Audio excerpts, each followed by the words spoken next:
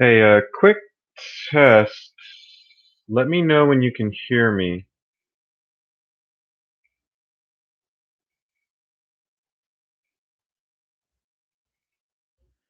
Check, check, one, two. Check, check. You can? Are you serious? Check. Oh, wow.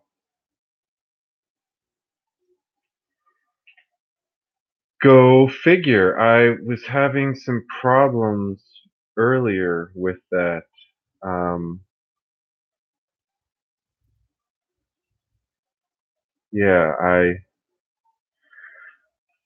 know how to use a computer, but sometimes I I like uninstalled my not like you care about the story, but since we're talking about it, I uninstalled I think my Toshiba has like a Realtek HD audio program bullshit or something, and I think I uninstalled it and reinstalled it, and ever since then I've had kind of bad luck with it. Like I don't think my computer has a mic, the laptop itself has a mic, but I don't think I've gotten that to work correctly, but that's okay.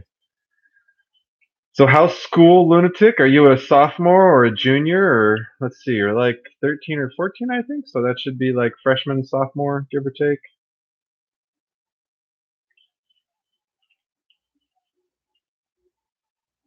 Are you serious? Wow.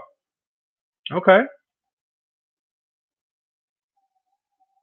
That makes sense. Let's see. I was 18 in the 12th grade, six. Yeah, okay, that's about right. Yeah. Seventh grade. Wow. Man, I haven't what was I doing in the seventh grade? I think I was in like Boy Scouts, Cub Scouts or something. No, Cub Scouts is younger. I don't think I was quite in the Boy Scouts yet. Oh, I gotta turn off this AC. That thing's gonna be a little loud, maybe. But school, school, school. Fun times. Homework and classes and PE and gym class. And I got detention twice at middle school, both in the sixth grade. I was talking too much in class and I got detention, and then I was talking too much in the same class and I got detention again. And I still talk too much, so I guess the detention didn't really help. Do you have to pick up garbage? That's what I had to do. Yeah, maybe they try to get you in line, right? Try to make sure you don't spend the rest of your life being a screw up, I guess. It's all right though. Nobody cares. I mean, obviously you don't want to like keep getting in trouble, you don't want to get in like fights or get suspended or anything like that. In class? That's hilarious. That's funny. I mean, you know, the point of school is not just to educate you. The point of school is to try to turn you into a normal, civilized human being. So you got to keep that in mind. That's why there's all these rules about classes and behavior and don't talk. And, it's sometimes it's not the most fun thing in the world to be, you know, put in this box, sit at this desk, be quiet, do your homework, take this test, don't talk back, don't pass notes, you know, etc., etc. I will say that in some way, I think in some way school kind of kills the inner child. I think you start school and you love life and you're always optimistic and you want to laugh and make jokes and sing and play and dance and do whatever you want. And then, you get made fun of or you get in trouble and people laugh at you and they're like, why are you singing? Why are you laughing? Why are you dancing? That's stupid. That's dumb. You're ugly. And you just kind of get like picked on, not like bullies or anything, but just, yeah, homework is exhausting. It's true. I had a lot of homework in school. I still have a lot of homework. I'm so stupid. I decided to go back to school to get even more homework. That's how dumb I am. But this is my advice to you about school. Don't worry about college. Right now. I mean, that's kind of in the future. But what you learn in school, if you do actually learn it and remember it, science, English, history, whatever it is, it can benefit you later in life. And you never really know when it's going to benefit you. Being able to write clearly, being able to do basic math, knowing a little bit about history. So don't always think of school as like, I'm not going to use this tomorrow, or I'm not going to use this in a week from now. Like, what do I need a fraction for? Or what do I need algebra for? What do I need to know about global history? That's kind of my perspective, is that it helps you be like a more well-rounded person. So if you ever getting stressed about like, oh, school sucks, or why do I have to do all this stuff? That would be kind of my perspective, is to kind of just say, in the long run, when I'm an adult and I'm older, because trust me, you meet people who didn't pay attention in school and they struggle in life in a lot of different ways. Not just because they don't have a good job, but they struggle in a lot of different ways. So, man, if I could go back to the seventh grade, oh, I don't know if I'd want to go through all of high school and all of college again. I've been through so many years of college, I can't even think about it. Are you a troublemaker? You causing trouble, lunatic? Is it because you're a lunatic, psycho, savage? I guess that would make sense. Well, I'm not your mom and I'm not your dad. I'm not your uncle, so it's not really for me to say how to live your life. But what's up, just in time? Welcome. We're doing a quick live stream. I have my little crappy laptop camera. I tried to get this thing working. There's only about 5,000 settings. In fact, I better turn my developer options off. Otherwise, I'm going to have a real bad time with this thing. I wish I could find someone smart enough to figure out how to help me get my damn. I'm probably going to give up, to be honest. It's very kind of you. But, it's like $30 or $40 for a webcam. And I'm going to spend hours and hours and hours trying to figure out how to get my cell phone into a webcam. So it's like, what's the point? Time is money, especially coming up to the end of my degree, trying to get a job.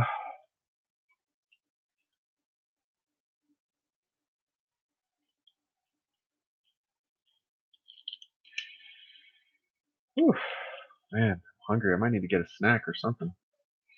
I have not. What did I have for breakfast? I had a banana and a donut for breakfast. Cream filled chocolate covered donut for my favorite shop. Very, very good. Oh, let me turn this AC off.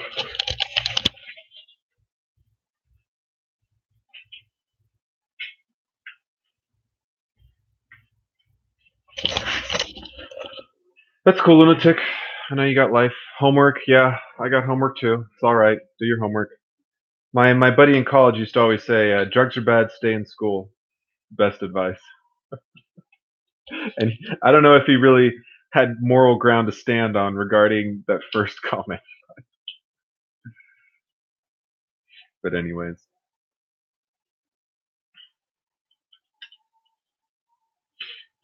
soon, 4 weeks. For May 17th is my final. It's actually going to be a take-home final, which could be cool. So give me congratulations in 4 weeks. It's too early. Can't jinx it yet. But I've already taken. I have an ugly. I had an ugly comp exam test. It wasn't that ugly, but I had to take a test, a comprehensive examination that was on like 16 potential subjects. I vaped a jewel and smoked paper. That's the yeah. Smoking paper is really a bad. It's really terrible. Smoking's awful, lunatic. I really hope you never have the urge to smoke. It's a filthy, filthy habit that will hurt your. That's good. That's good. I'm sure everyone in the world has told you this, but I'm going to tell you again because that's what old people like to do. Old people like to tell young people how to live their life. Hey, creative. I gotta check out your channel, Creative Redundancy. It doesn't Creative Redundancy YouTube.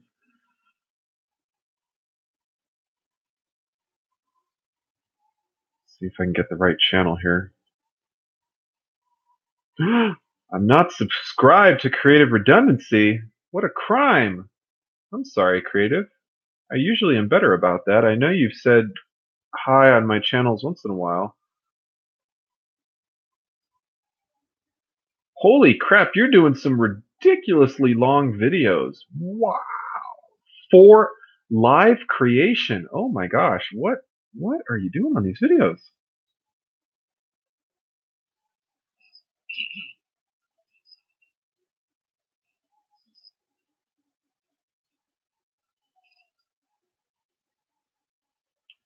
Oh, so you're like building things during the holy crap, that's pretty cool.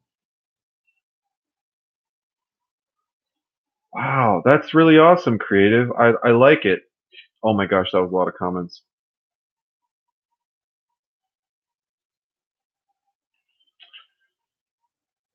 Cool, just in time. Yeah, I hope he can pull some science out. I hope he can study some science. I'll just say that. Yeah, science is hard, man. I struggled. I did okay. I did pretty well in physics. Chemistry was hard. I didn't take biology. I took first like basic biology, but not AP biology. Ooh, excuse me. I had trouble in AP Chem. My teacher was a dick, and he loved being a dick. Like we'd come to my buddy Nick and I would come to him after class and say, "Hey, Mister, God, what was his name? Oh, come on, I know I remember his name. Mayhood, Mister Mayhood." And we'd ask him a question, he'd just be like, "I don't know," and he'd just look at us like a smug bastard. See ya, lunatic. Thanks for stopping by and helping me do the sound check. But yeah, uh, my chemistry teacher was kind of a jerk, and it was a difficult class. Um, I guess we didn't have a lot of science classes. I took physics, chemistry, and biology. When I took biology, I was a freshman, and there was like all these juniors and seniors in the class, and it was kind of like funny to be like when you're a kid, like someone who's that many grades older than you, you sort of feel like a little weird being around them, you know. Um, but I kind of knew my stuff, and the other older students kind of realized that I was a decent student. So it was whatever. Honestly, I really never had any problems with any of the kids in high school. Everyone was kind of doing their own thing. I had more problems with like bullies and getting harassed in middle school. In high school, not really at all. Maybe because I was like getting taller and stuff, so it was a little hard to like push me around or something. But yeah, well, of course he is. Of course, Um, yeah, I hope it works out. I mean, you could always take the aggressive move of taking away the Xbox until he graduates high school. In fact, maybe you could combine that with a bonus. Say, look, nothing personal, but I'm worried that the Xbox is gonna get in the way of your studying. So I tell you what, let's put the Xbox on lockdown until you graduate, and I'll buy you a game when you graduate. So like I know that's going to be a hard sell, and maybe you don't feel that strongly about authoritative parenting, but video games can definitely. I had to like uninstall games on my Steam, which is like an online game thing, because it's just distracting me too much from school. And yeah, I don't play a lot of video games these days. I'm too busy trying to do a million things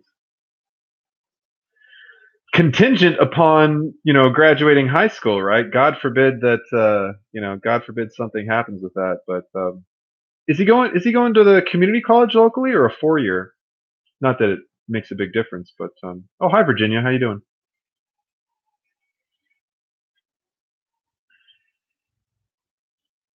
Yeah, threaten the Xbox. That's funny. Community, cool, good for him. Yeah, great. I went to community college. First college I went to was a 4 year, and I screwed off too much and I didn't make it through. But then I went home, went back to community college, transferred to a 4 year, then worked for a little bit, didn't do anything meaningful with my life really. Um, then went to community college again, then transferred to the 4 year that I'm at now to do the engineering stuff. So, I'm tired. It's way too early for me to be tired. I just had my like third cup of coffee, and my usually if I have a cup of coffee at 4 or 5 o'clock, I'm going to be up till 12 o'clock probably. But not much is up with me. I actually met with a temp agency, although maybe Virginia's question was for creative redundancy. But in case it was for me, I went to a temp agency this morning. Yeah, I think you mentioned that. Very cool. Um, it's hopefully he has some passion for that. Programming can be a little bit dry, in my opinion, but if he has a passion for programming, um,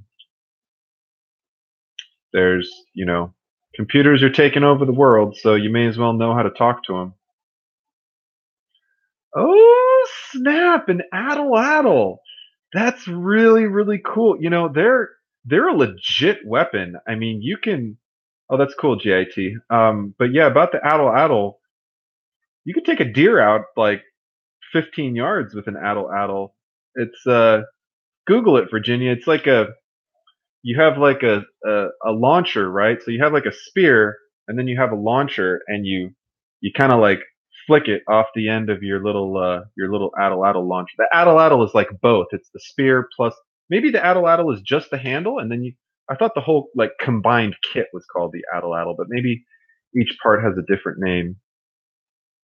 Spear thrower. Okay, so the addle addle is the spear thrower, and then you just have a spear. Anyways.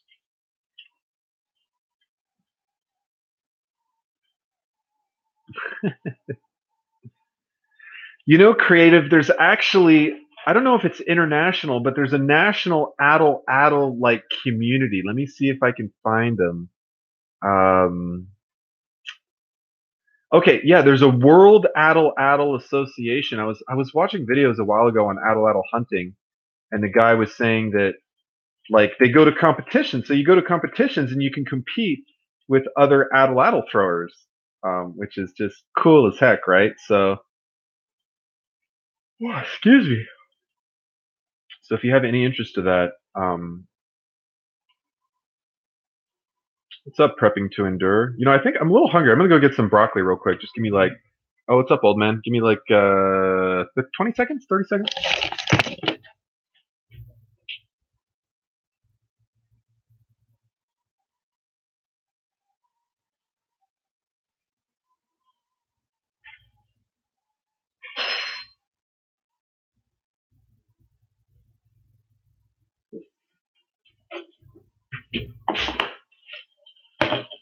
All right, let me show you how to eat when you're a broke college student. First, take a can of mostly eaten baked beans out of the fridge with the spoon. See, the key to being efficient with your time is you leave the spoon in the can so you don't have to get another spoon.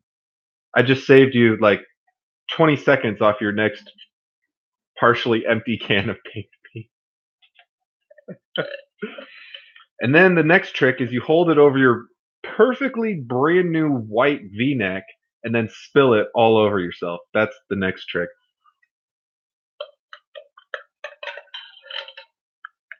Mm,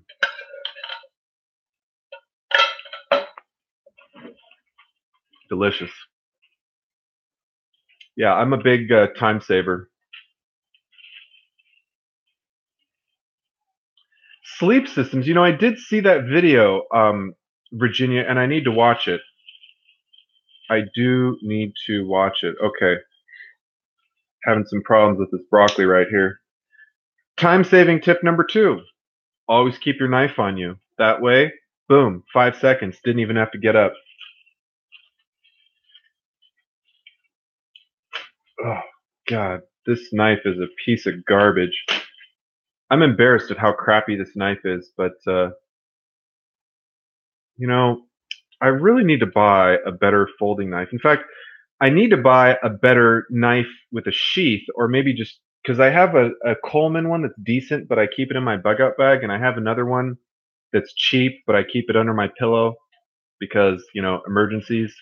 Um, But I need another one that I can carry on my hip that doesn't belong in my bag and doesn't belong under my pillow because in California, the open carry law in California, I believe, covers knives in sheaths.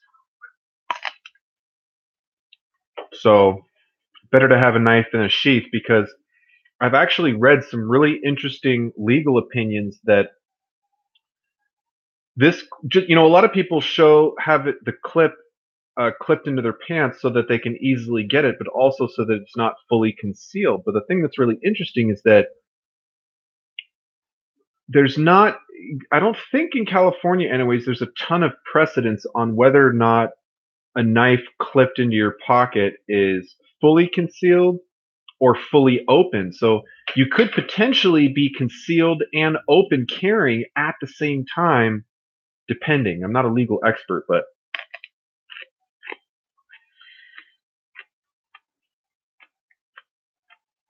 yeah, I did see that competition, and I mean, to be, I should, I really should. I guess there's no reason not to, right? I just, I, you don't, I have the worst luck when it comes to stuff like that. So it's like to get my hopes up only to have my hopes be crushed when I don't win. Like sometimes I just don't even enter because I don't want to think about the fact that I might win because it's going to like, it'll be less disappointing if I don't enter. That's kind of lame, I guess, but I have terrible luck with the lottery and such. So,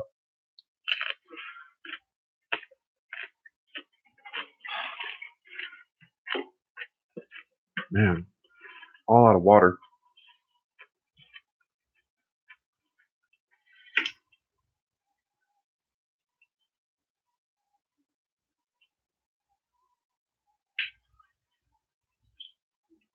Well, it's a good thing we're in the U.S., Will, or just in time, because I don't think you could mail a knife to somebody if we were in the UK or London, anyways. London doesn't want people mailing knives to each other. I tried to have a conversation with a liberal at this Earth Day thing that I went to, and I was telling her I was split between leaving California and staying.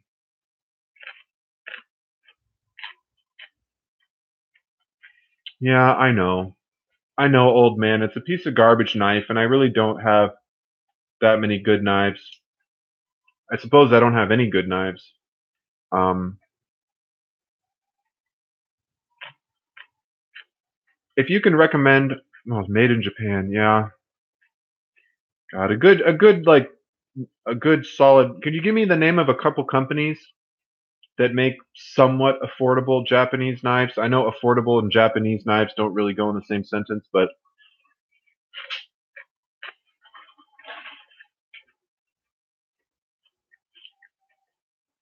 Victorinox knives aren't made in Japan, are they? They're Swiss, right?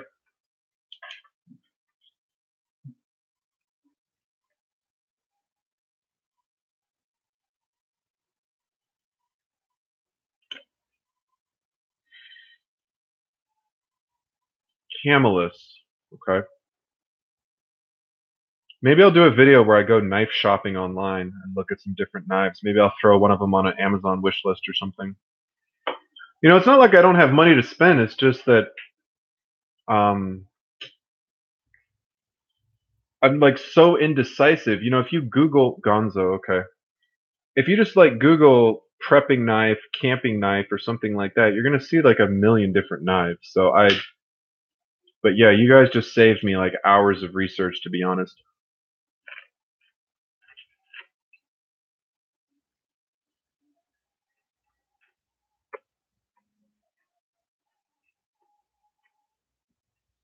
Hmm. Okay.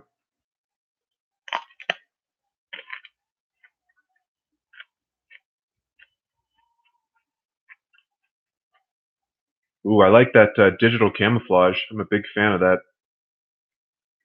For no particular reason, then I just think it looks cool. No, I don't need a knife with an emergency whistle on it. Although, ooh, that wood handle one's looking pretty nice. And I tell you, one thing I already like about their knife designs, I refuse to buy a knife that has a push thumb release for the blade because I kind of like just barely nicked myself in scouts years and years ago because I like pushed down on the blade and then I sort of folded it just a little bit on my thumb. It wasn't really that bad, but I just think that a release where the blade is going to go is like the dumbest thing on the planet. That's just me. I'm not personally a fan of that. So I really like that slide. I'm looking at some of the Gonzo ones, and they have like a slide right there. I really like that. That's slick. There's some good looking knives for sure, and they are pretty affordable. Very affordable. Oh man, that's a gorgeous wood handle.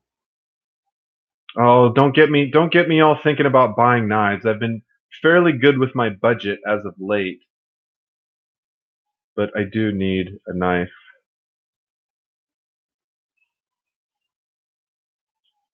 Where are the Gonzo knives made?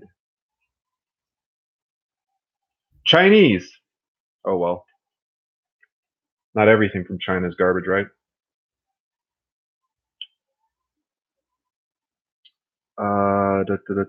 Buck knives. Yeah, buck knives. I think are buck made in America? Maybe I should get a made in America knife. Who says? I mean, I know Japanese have some cool knives, but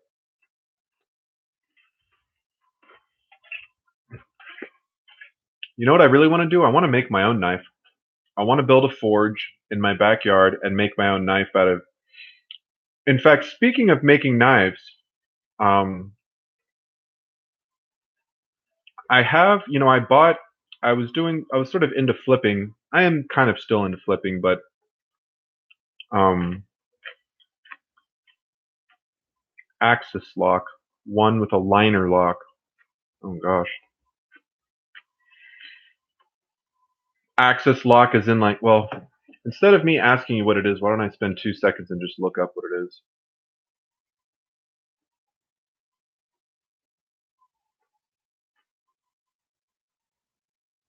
Hmm. Okay, it looks like the little slide is called an access lock. Interesting. Or an axis lock. But anyways, back to my story about knife making. So I was into flipping a little more previously, and I went by a garage sale, and a guy had um, all these tools, like a huge set of taps and dies. In fact, I could go get it, but you know, pipe threading taps, right? And that's pretty hard steel. So I'm thinking I could do something like a Damascus blade and get a bunch of these little taps, see if I can kind of like forge them together and make a blade out of that somehow.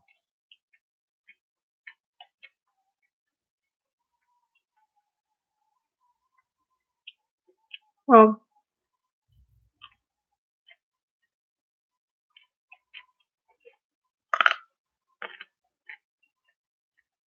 vintage Buck 110. Let's look at the Buck 110. Okay, classic Buck knife. Yep, $44 on eBay. Wow, that's unbelievable. Maybe that's brand new.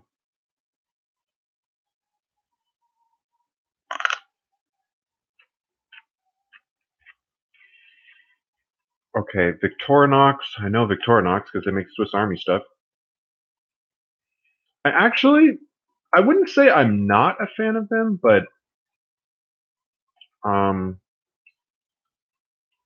I don't. Victorinox, Victorinox. I feel like more of their knives are sort of in the multi-tool arena. Let me look at see if they have some sort of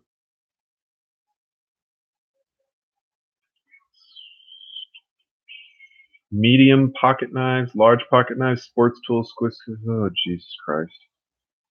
Can't I just look up knives? Why does it have to be a million different types of knives? Good Lord! Medium pocket knife, I guess. Yeah, these all have like. I don't need all these tools. Darn it. Well, if you can give me the name of a regular folding Victorinox knife that doesn't have a million tools on it, yeah, Victorinox Hunter, $110. Yeah, right. Okay.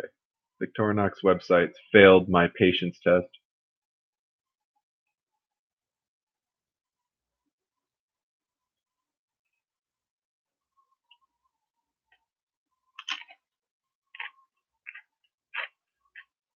Okay, so we looked at Victorinox, Buck. Let's look at Camelus.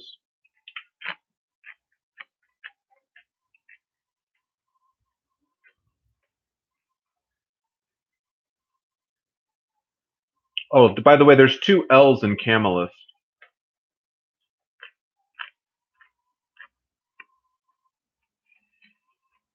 See, I like Camelus's website because you go to their website, you hover over products, and it instantly gives you folding knives, fixed blade, USA knives. What the hell does that mean, USA knives?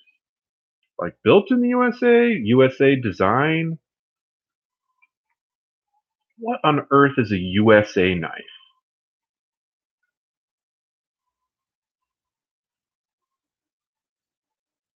I have no idea. I don't know why they're calling them USA knives, but it looks like they all have in common they have handles with triple rivets to them to the tang. Maybe USA doesn't stand for United States of America. Oh, Western and sword brand knives that are made in the USA. Okay, so it does stand for United States of America. So let's go back to their folding knives.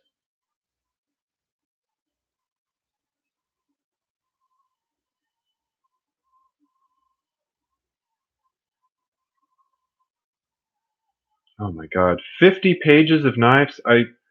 Yeah, can we please have more than 12 knives on a page? Don't you hate when like you can't select how many products are on a page and you have to click through like a bajillion pages of knives? Not clicking through multiple pages on the internet is probably one of my least favorite things to do.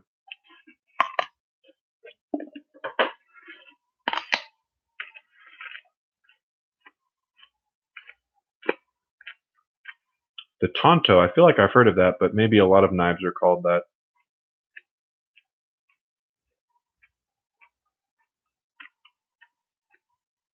Ooh, titanium bonded. Now we're speaking my language. Carbon nitride titanium, even better. Carbon nitride, I want to say that's a process they use for like tooling. Although usually they'll make it out of carbide and won't be just bonded. You know, carbon nitride is probably like plated, unless the whole blade is carbon nitride. But the other one says titanium bonded. This one says, come on. Trying to surf the internet while doing a live stream is not the easiest thing in the world.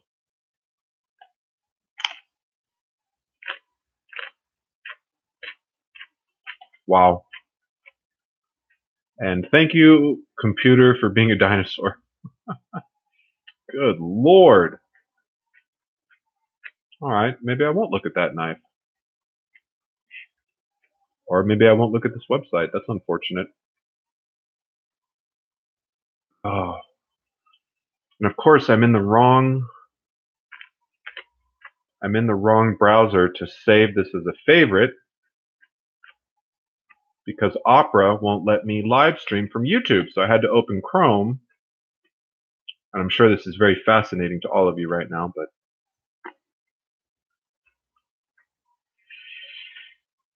let's see if Opera wants to let me look at the carbon nitride. Feel free to navigate over to camelusknives.com if you want to see what I'm talking about. Now, this is where I wish I had a webcam, because if I had a webcam, I could turn the webcam around and show you what I'm looking at. I guess I could hold a mirror in front of me and the mirror would show the screen, but that's like, that's too retarded even for me. Okay. Back to our Camelus Cuda Sarkis carbon nitride titanium folding knife. Wow, that's a mouthful. Can you imagine every time you pull your knife out? Oh, wow, that's a cool knife. What kind of knife is that? This is a Camelus Cuda Sarkis carbon nitride titanium folding knife. You have to say it like that too.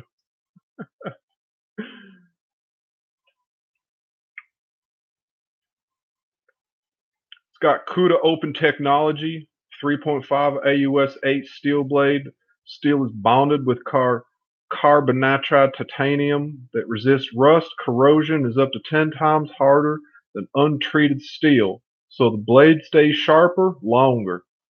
Ergonomic handle incorporates the CUDA open technology and comes with a lifetime warranty. Well, I tell you, that lifetime warranty is what's going to sell it for me. Now, I don't. The thing with California is like we have some limits on. Oh, okay. So it's got this little thumb slide. Oh, see, I can't buy this knife because it has the push thumb release. It's got the release for the blade right here where your thumb is. Nope, not going to buy it. Just can't do it. That knife is sharp as shit. You accidentally close that thing on your thumb, you will slice your frickin' thumb open in the middle of the trail. And slicing your thumb open like that in the middle of a camping trip is like the worst. I mean, it's not worse than breaking your leg, but it's a pretty crappy injury because you really are going to need stitches and maybe a tetanus shot, and it's just going to be a goddamn nightmare. So you know, folding blades, in my opinion, are kind of overrated because a lot of times you really want the blade to be strong. I mean, the main reason I guess to get a folding blade is because it's a little more compact. It fits a little cleanly in your pocket, but I'm usually wearing a belt, um, most of the time anyway. So, I mean, I guess if I was wearing sweatpants, a folding blade would be nice, but yeah, I can't do that. I can't do that thumb release. Man, all their knives like that? That'd be a real shame. Survival knives. Ooh. Replaceable blade knives.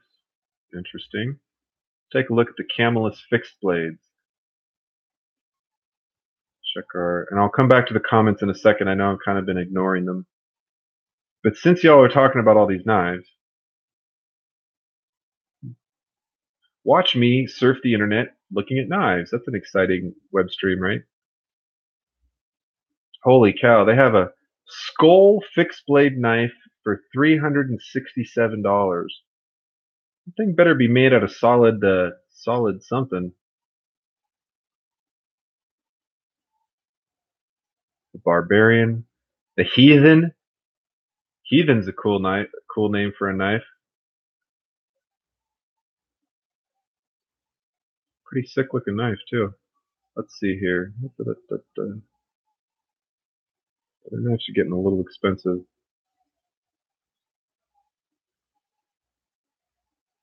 What on earth is this contraption?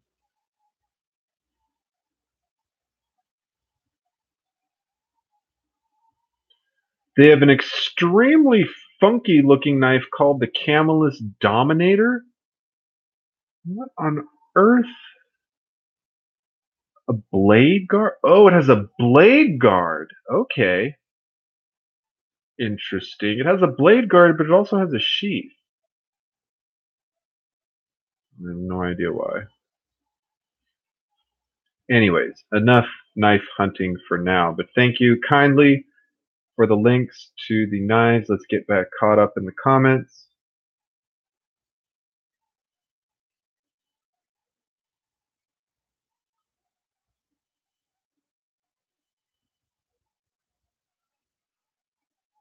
Liner lock. What is a liner lock?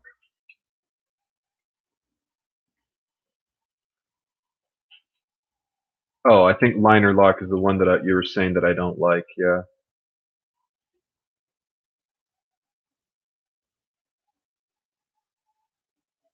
A side spring that can be opened and closed with one hand without repositioning the knife in the hand. Yeah. Okay. Yeah. Not personally a fan of the liner lock. No. Nope. Nope. Nope. Nope. That's what I call the thumb cutting lock. Yeah. Oh well. Yeah, I mean, a lot of people do like them. I mean, they're easy to use, but the thing is, you just have to be real careful that you really can't like press it and fold it, really quick. Like you can open it quick, but when you want to fold it, you got to be real careful to press it, unlock it, and then very carefully, this is my just take anyways.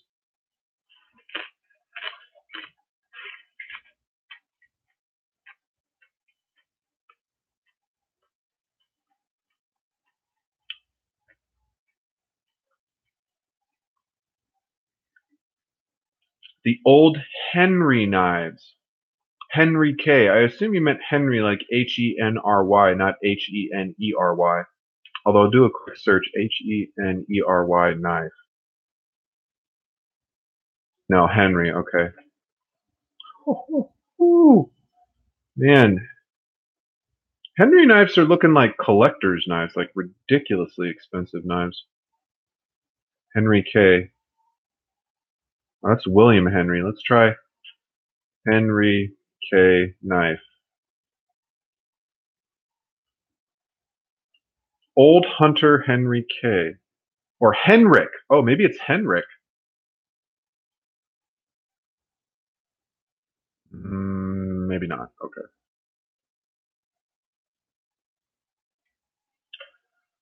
Gerber, yeah, Gerber's cool. Their multi-tool's pretty sick. I remember when the multi-tool, their first multi-tool came out, like 20 odd years ago. Let's take a look at the Gerber knives. Knife shop. Oh, knife shopping with LA Prepper.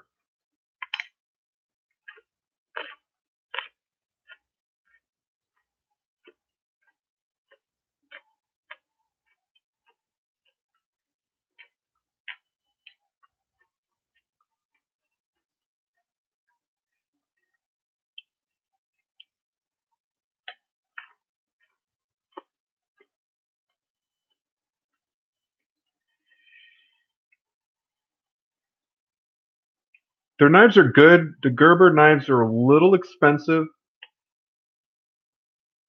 I won't say the quality's not there.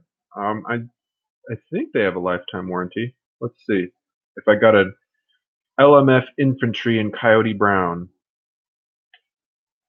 10-inch survival knife, Molly compatible. Okay.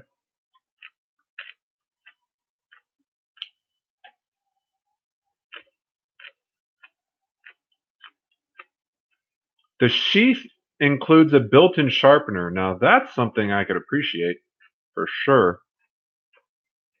Oh, the sheath comes on the leg too, like a leg sheath. That's pretty sick.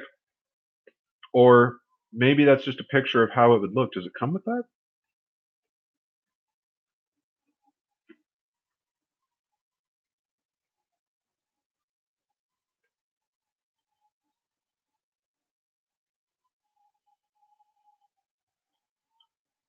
LMF2 Infantry. So I'm looking right now at the LMF2 Infantry by Gerber in Coyote Brown. Looking like a real good looking knife. Oh, god damn it, I'm still in the wrong. Oh, it's frustrating. Still in the wrong browser. I swear, one of these days I'm going to have a real computer with two screens and not everything is going to be such a damn nightmare. Having one screen just gets kind of old sometimes. No, I don't need 10% off Gerber. Not right now.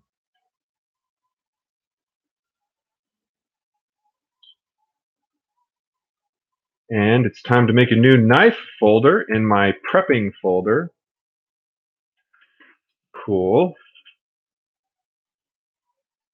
Yeah, it's a good looking knife. What else do they have? Of course, it's $100, but I mean, knife could save your life, so maybe it's worth $100.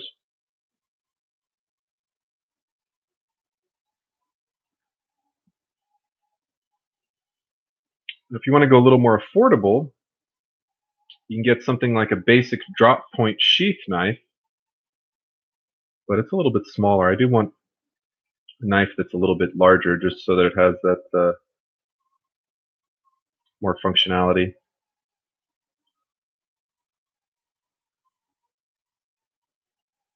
A fool and his money are soon parted. Well, that's why I haven't been going around buying $100 knives because, you know, try not to be a fool with my money.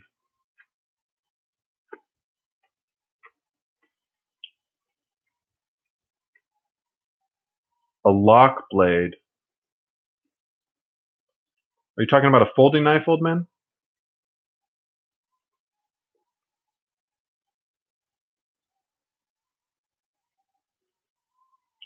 I don't think there's a problem with folding knives in Cali, but I could be wrong.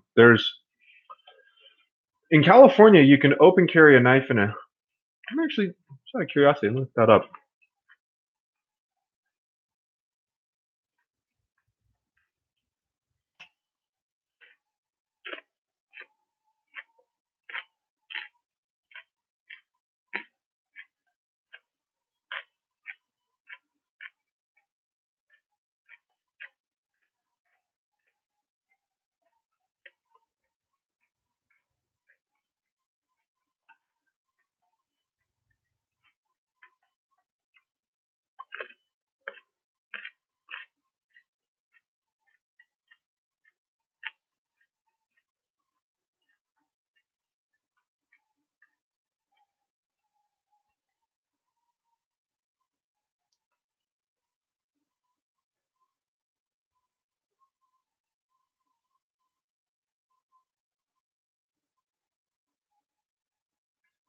Okay, so according to Tulare King's attorney, you can carry a folding knife concealed, and it's legal per California Penal Code 17235. If a folding knife is in the open and locked position, it must be carried openly. I don't know how the hell you're going to carry. I don't know how the hell you're going to carry a folding knife unfolded openly, not in a sheath. In your hand, or I don't know.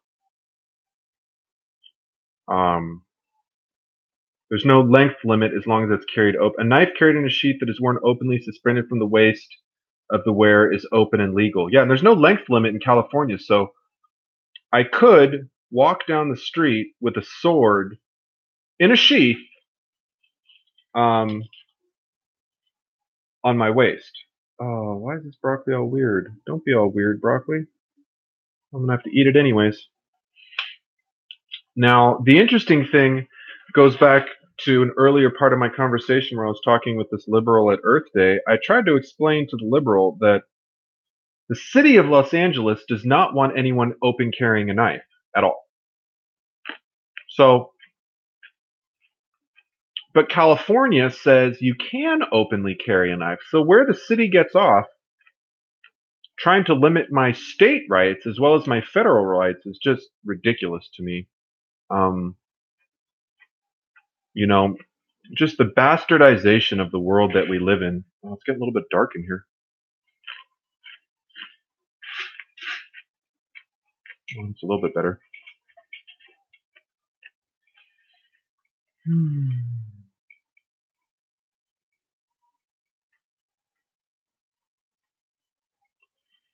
Falkniven A1. All right, let's look up the Falkniven, like Swedish or something, or Dutch.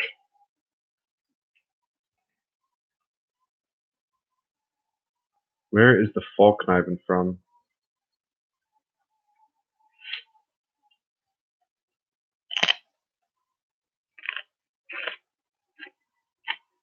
Swedish. Okay.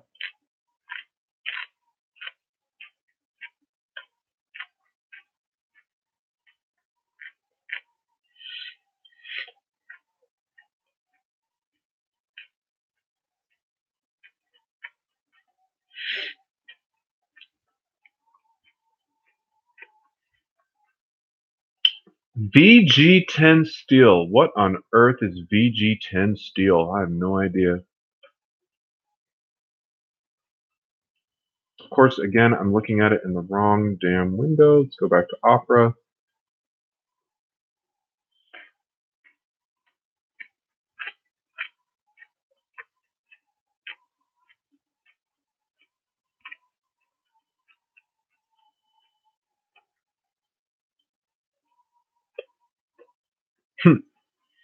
So the G in VG10 stands for gold, which refers to the gold standard.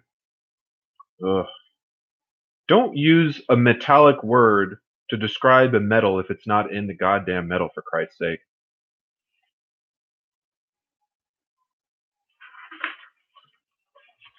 It's a cutlery grade stainless steel produced in Japan. The name stands for V Gold 10, gold meaning quality.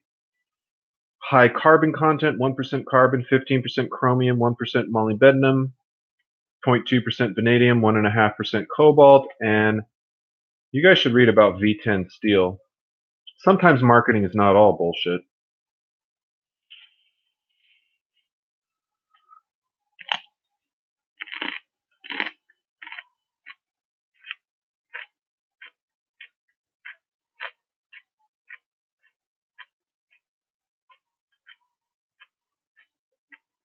Hmm.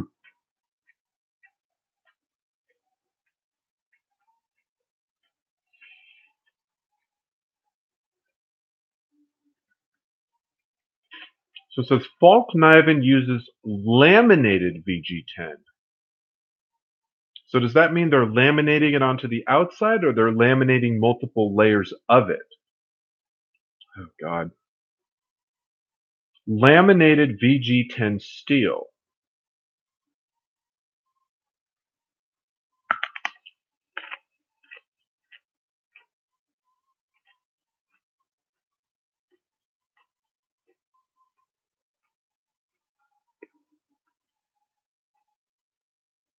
Laminated steel. Man, I'll have to email him about that one.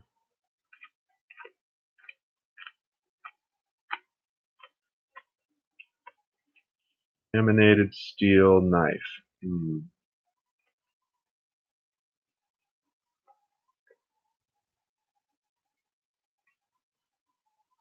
Well, it is kind of similar to how they do, at least in a certain sense, like samurai swords, they have different layers. Kind of make a composite, so to speak, because you want hardness. So you can have brittle metal and you can have flexible metal. Flexible metal will not break, but it doesn't hold its edge as well. Brittle metal will hold an edge better, but it can break. So that's the genius of the samurai sword, is that you have a flexible interior but a very hard exterior.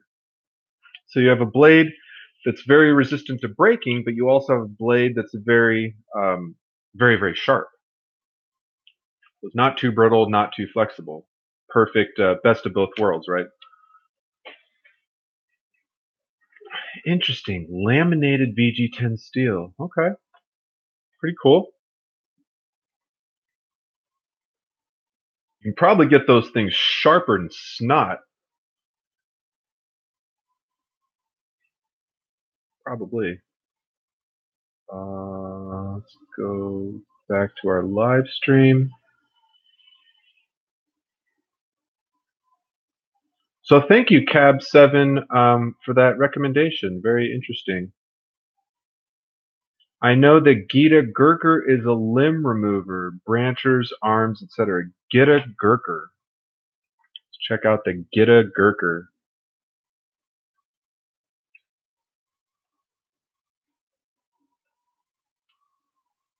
I don't think that knife is coming up. You're going to have to be a little more.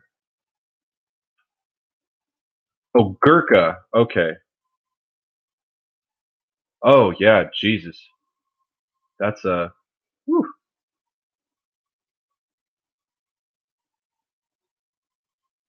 that is a crazy. I don't know what that shape of blade is called, but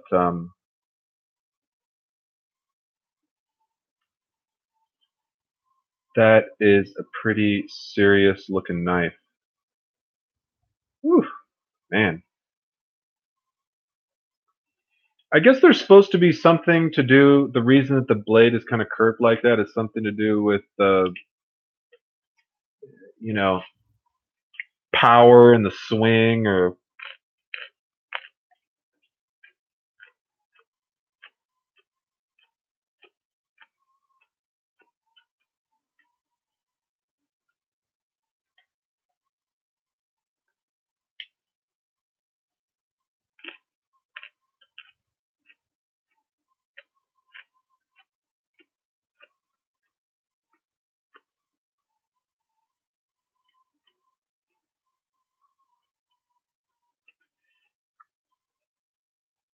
a Gurkha knife. Okay,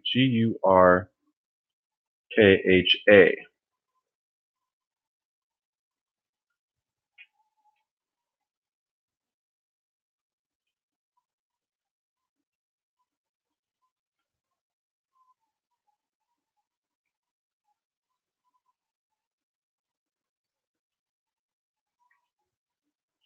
The kukri is the national as well as religious weapon of the Gurkhas. It is incumbent on a Gurkha to carry it while awake and to place it under his pillow when retiring. Okay.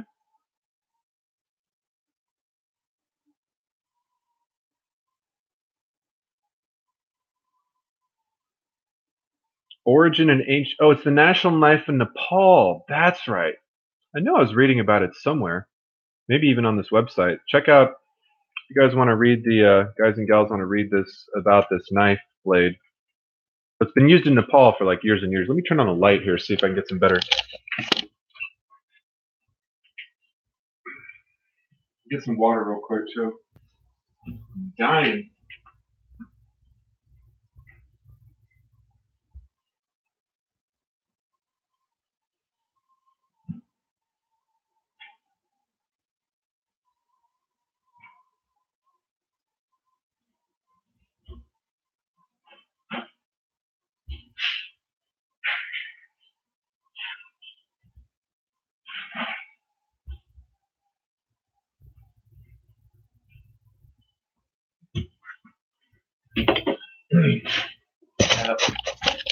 Only problem I see with carrying around a Gurkha is it would probably terrorize the good, fair liberals of California if I walked around with that 13-inch monstrosity on my waist. So maybe I do need to start with a nice, modest folding blade for my around the town carry activities.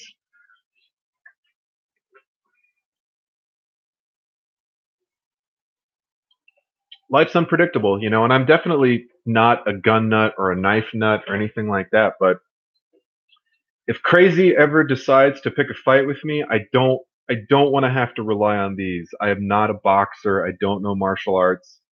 And granted, me getting into a fight with a knife, not being trained in knife fighting, is not really a great idea either. But at least it might somewhat discourage someone from deciding that they're going to try to fight me if I have some kind of defense on me, or a dog that's off leash, like my neighbor likes to run their pit bull all around without a leash.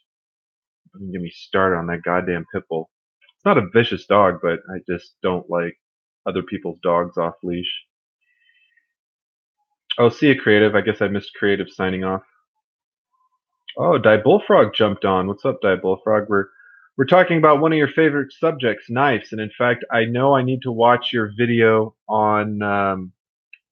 You just did a video when you were looking through the sword catalog, the Cold Blue Steel or whatever catalog. So, come on, you bastard. So don't think I missed that video. I do need to watch. I didn't really intend for this to be a long live stream. I just sort of wanted to test it out. But since it worked and a few people jumped on, that's how life is.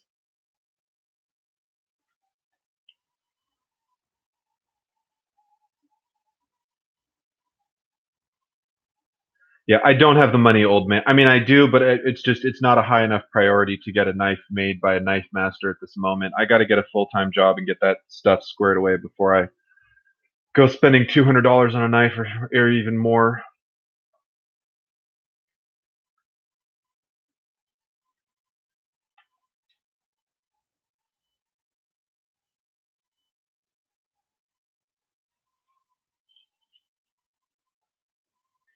Well, I could carry around a saber if I wanted to, walking around Alhambra. I'm sure I would get the cops called on me eventually. Now, they wouldn't necessarily be able to do anything if I wasn't, being crazy or whatever with it, but I just don't have the desire to do that at this present moment. But maybe I do need to add a saber to my, I don't own any swords. Gosh, I don't know how much a good saber goes for these days, but something, I'm sure.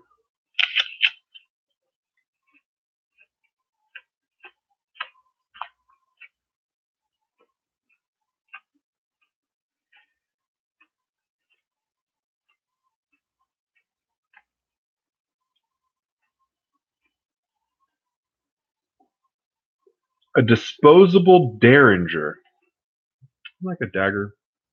I'm really embarrassingly uneducated on knives. I'm evident of my. Oh, No, Derringer's like a little super security pistol. Yeah, well, I need a concealed license first. I can't open carry in California. And Los Angeles County is not exactly known for being liberal with their licenses. We live in a may issue state and not a shall issue state, which didn't used to be a concern for me, but, you know, have one or two crazy things happen to you in life, you start thinking about life differently, as I'm sure some of my viewers can relate to. Die bullfrog. It's not a terrible idea, but I'd rather not beat around the bush. Say, look, I'm within my right to carry this blade.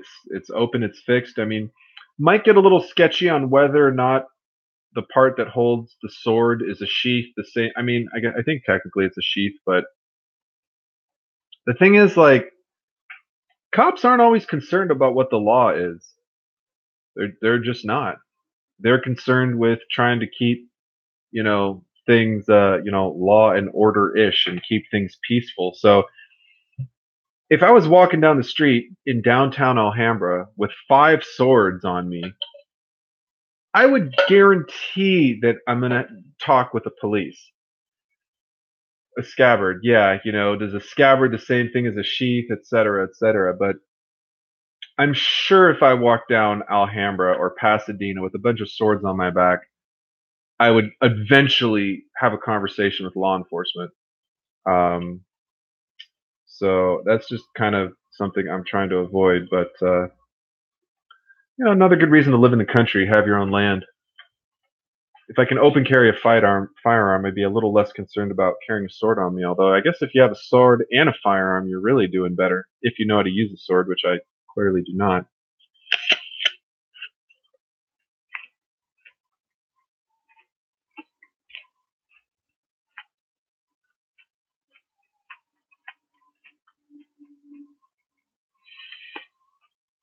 By the way, Uncle Al, is your eye feeling any better today? Still kind of a pain in the butt.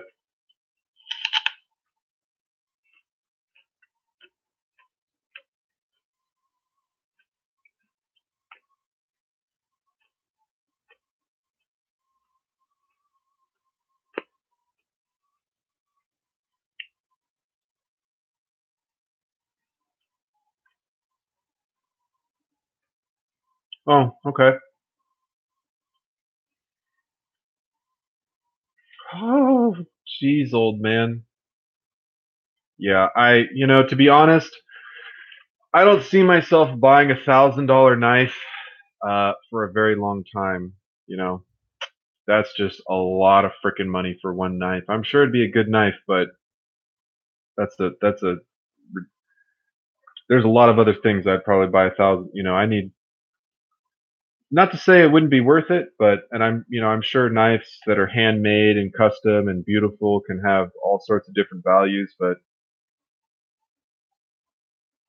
well, your eye's probably going to take a few more weeks to kind of come back to normal or come back to your new cyborg status.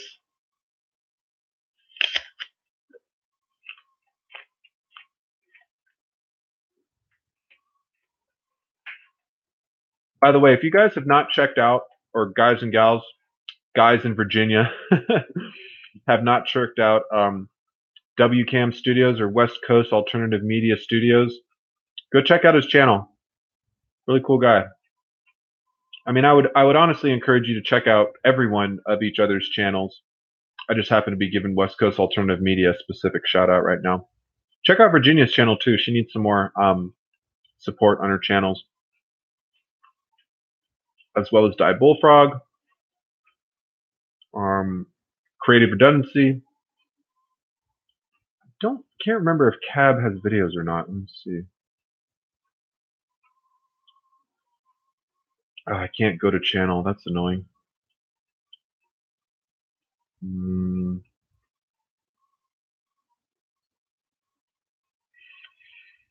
WCAM, I did want to watch your recent video on no birthrights for Americans. I do need to watch that. By the way, it looks like you're in some gorgeous country in that video.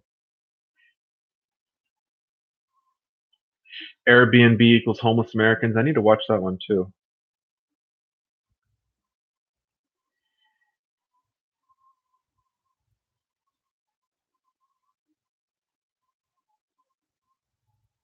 Was one of your videos demonetized, WCM? That's so are they demonetize your channel or just demonetizing a video?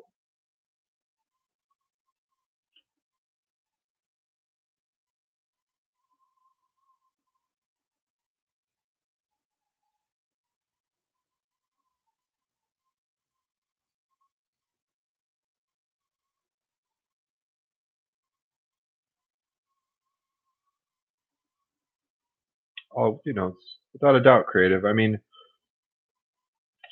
I really appreciate when YouTube makers just try to share value with the world, So when I look at your channel creative and I see like you spending hours and hours like showing people how to make something, I think that's really cool. And wow, this lighting is so terrible. I need a light right in front of me and oh, I need a few things, but that's okay. I wonder, God, my battery for my flashlight is not, you know what I could use, and I hate to kill the batteries doing this, but I know it would work. I'm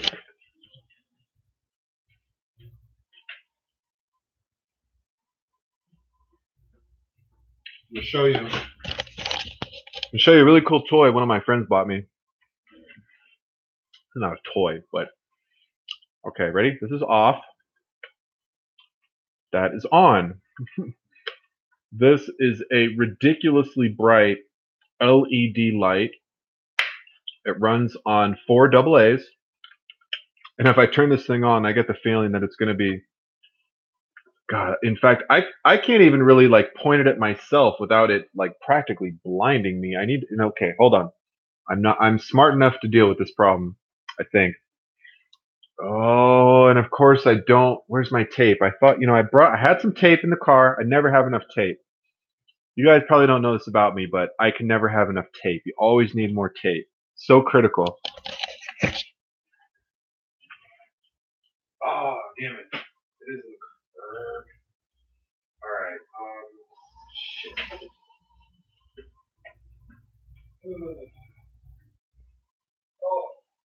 Oh, praise the Lord. There is a God. There is a God because I have tape. So this isn't my favorite type of tape. I could do a YouTube video on tape, I swear. This is an all right type of tape. Scotch tape is not too bad, doesn't leave too bad of a mark. All right, so today's video, we're going to talk about how to make all right, maybe we can do let's do a little square. We'll just kind of estimate this little squarey square here, or little rectangle rather.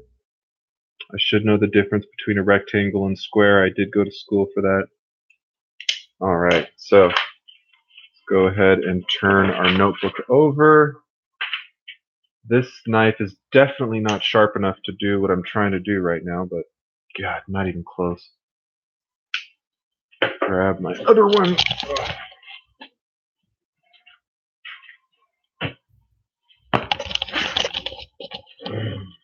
Get my little multi-tool, which by the way, I broke my sheath for this. I had it, I was like taking a nap, excuse me. I was taking a nap and I had it on my belt and I wanted to take it off my belt. So I'm like laying in my bed trying to get it off my belt, but my belt has like one of the holes where the hook from the buckle goes is a little like bent. So it was giving me resistance. Excuse me. Apple and broccoli giving me like indigestion here. I was trying to take it off my belt and it slid off my bed and went crack on the floor and it broke. So, oh well. Cost me all of $1 to make, but it did take me, I don't know, a couple hours to print, so that's kind of aggravating.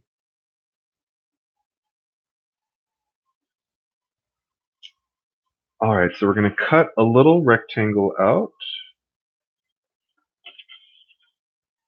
You're going to see what I'm doing in a second here. I think Die Bullfrog might have a clue because he's very experienced with the 8.5 by 11 filters. Very, very advanced filters. In fact, I just picked up 1,000 filters for $10 at Office Depot. I finally ran out of paper, Okay, so we cut a little hole. When I say hole, I mean rectangle. I thought I cut a rectangle. I guess I didn't. This is all going to make sense very shortly, I assure you. I'm not just wasting time. Well, maybe I'm wasting time, but it's not for nothing. Teaching you how to make your own. I mean, and this thing was like $3, so it's not a very expensive light. In fact, what would be really cool is if I used it for YouTube videos and I put rechargeable batteries in it and I recharge the batteries with solar power, which thanks to one of my wonderful subs, Christy, I should be getting connected with some point in the future. Okay. Now let me close. I nearly cut my thumb off with this thing once. I was closing it and I didn't realize my thumb was like under it and it, oh God, this thing's just not the sharpest blade, but it's the sharpest blade I own, I think. Okay, now that we have our little square out, we're going to put the square over the light switch, and then we're going to put it down like this, and let's get some tape going. We'll put one over here, one over here, two more pieces, kind of like wrapping a present almost. All right, so then we'll sort of come here and fold that like that. And of course, I didn't get my tape ready first. All right, let's get our tape ready. Knock the apple off the table. Yes, Die Bullfrog, very good. I think one of your old videos, you were doing something with a piece of paper. All right, so now we have slightly more reasonable and slightly less blinding light. A little bit better. Maybe I should put the light on my good side. This is my good side. Everyone has a good side and a bad side. This is my good side. Okay. Slightly not quite as dark. You have videos on diffusers. Very cool. Very cool. Yeah. This is the most work I've put into lighting one of my videos in forever. And it's kind of crappy. Like I said, I got the light behind me. Now I have 2-point lighting. If I get one more, I could get 3-point lighting. In fact, I wonder if I even turn this off. Is that going to be better? No, geez, that's way too dark. Way too dark. Okay. Oh, what's up, WCAM? Okay, old man is saying, I got one of his skinning knives back in the 90s. He made a mistake on top of the fancy file work in the handle. I got it for a cheap 175. Went hunting one time with it with some friends. We skinned 3 elk. That's a lot of meat. How'd you keep all that meat from going bad? Did you take it all out? Did you pack it? That's the only thing I worry about trying to kill something enormous like an elk. How you got to get all that meat back refrigerated pretty quick, yeah? That's a chunk of meat. 3 processed elk, assuming you're taking like, oh yeah, maybe. Talking about contrast.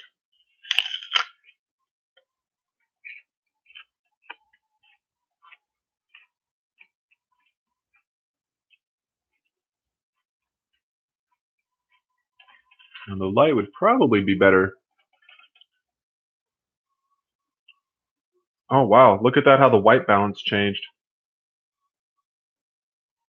Isn't that really interesting? Oh, you know what? Oh, I wonder. Okay, hold on, I got an idea. I need to shade the lens. I'm getting some glare from the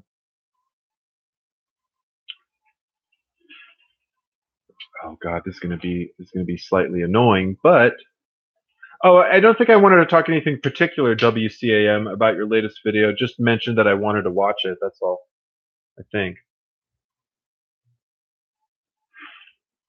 There we go. Is that going to be a little, maybe a little bit less glare? There we go. It's really grainy because my webcam is crap. So in case you're wondering why it's really grainy, that's kind of why.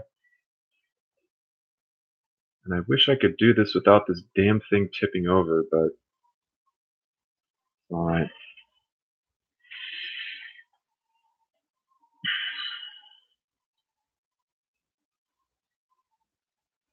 Extra large coolers, 6 of them. Okay. Oh, Mariposa.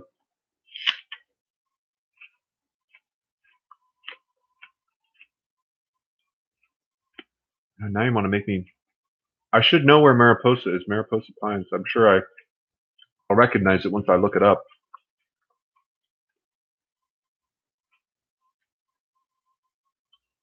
Mariposa County. Oh, like Yosemite area. Okay. Good old Yosemite. Yeah. No, I'm gonna buy, a webcam one of these days, but considering I don't even have 90 days of food and water, should I really spend $40 on a webcam? No, probably not.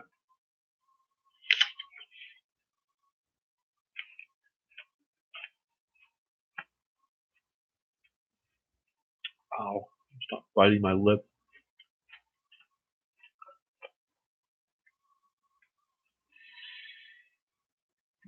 Well, at least this live stream worked because I'd been wanting to do a live stream, not like any desperate reason, but after dicking with my cell phone for a couple hours and failing miserably. Uh,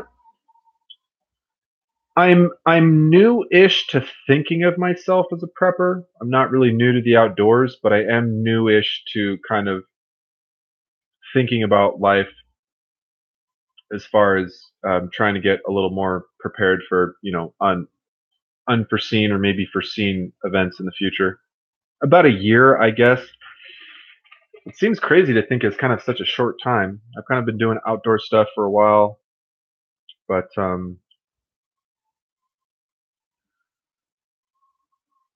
yeah, I guess you're right, creative. Maybe they do.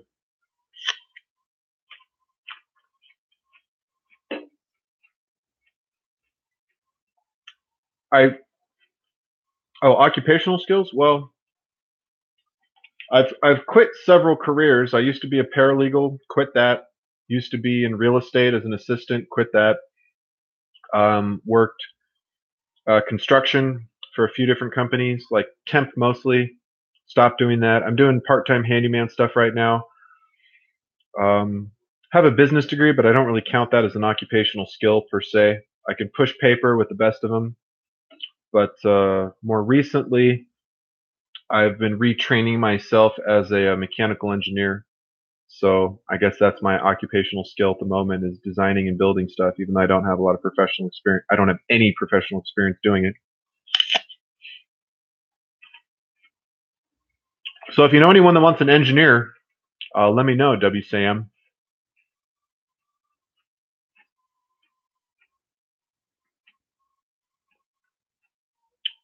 Lap joints.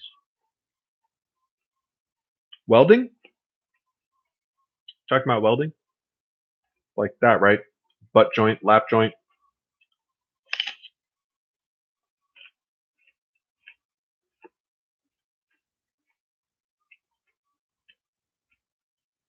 Were you an engineer, old man?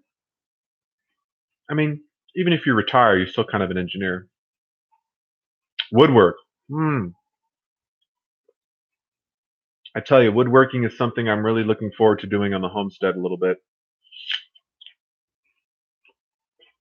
I don't even own a chop saw, if you can believe it. Kind of embarrassing, but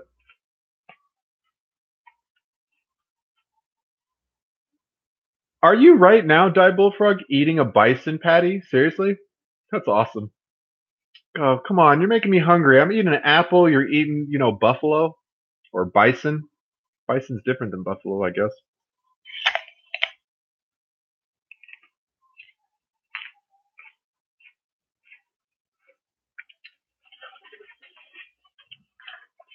I was this close to buying a cast iron pan in Walmart the other day, but they were out of 12-inch.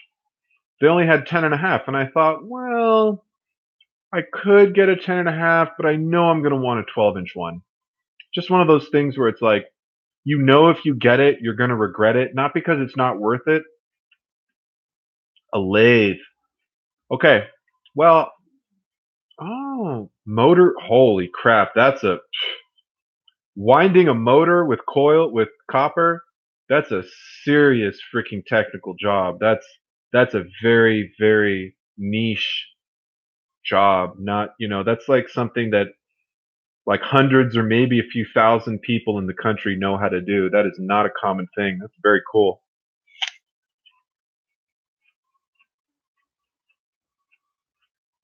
We only use cast iron. Okay. Yeah, I only use stainless steel right now only because that's all I have. I don't even use a fry pan right now. I don't even own a fry pan. If you can believe, I know that's insane. I know it's ridiculous, but just the way it is right now. I'm one $20 trip away from the store from owning a 12-inch Lodge skillet. It's not like a big deal, but I'm just like a little bit like just I don't know. I wouldn't say afraid, but a little bit of trepidation over dealing with that. No, I don't do that Teflon stuff anymore either. I mean, there's some good like anodized hard ceramic. Like there are some good non-stick options that aren't Teflon, but yeah, cast iron's the way to go.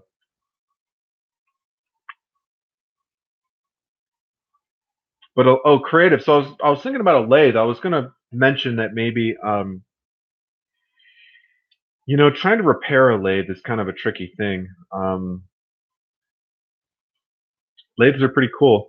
Best thing I would say with a lathe is try to get a buddy who has one. If you're into making stuff, you can probably make decent friends with a guy that has a lathe. And most people that have lathes don't aren't using their lathe like 24 hours a day. So I know like my buddy that has a lathe isn't.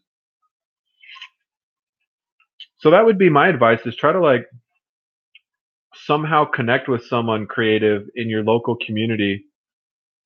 You don't know anyone with one. Well, I didn't either until I met my buddy and I met my friend who's teaching me a little bit about welding, teaching me a little bit about flipping, sort of like my unofficial flipping welding mentor.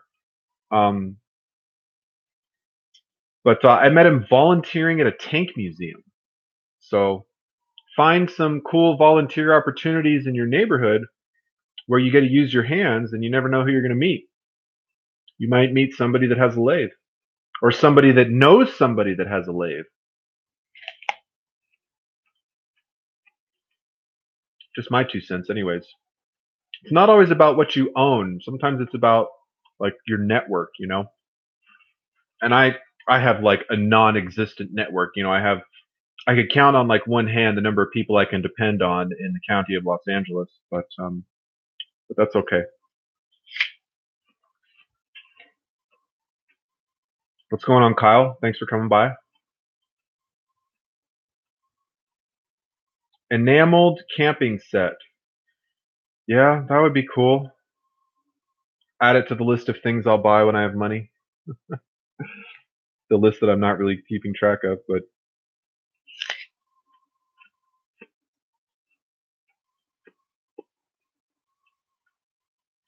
in case any of you haven't seen the video Step One Survival did, it's called Top 5 Things Shit Hit the Fan Preppers Think They Have Figured Out. Check it out. I think it's a really good video, and it sort of brings to light um, different areas. In fact, what were the areas? Fitness, bugging out, fitness, bugging out, survivalism, food storage, and skills. The 5 different items. Wow, I gotta sit a little closer to this. The light.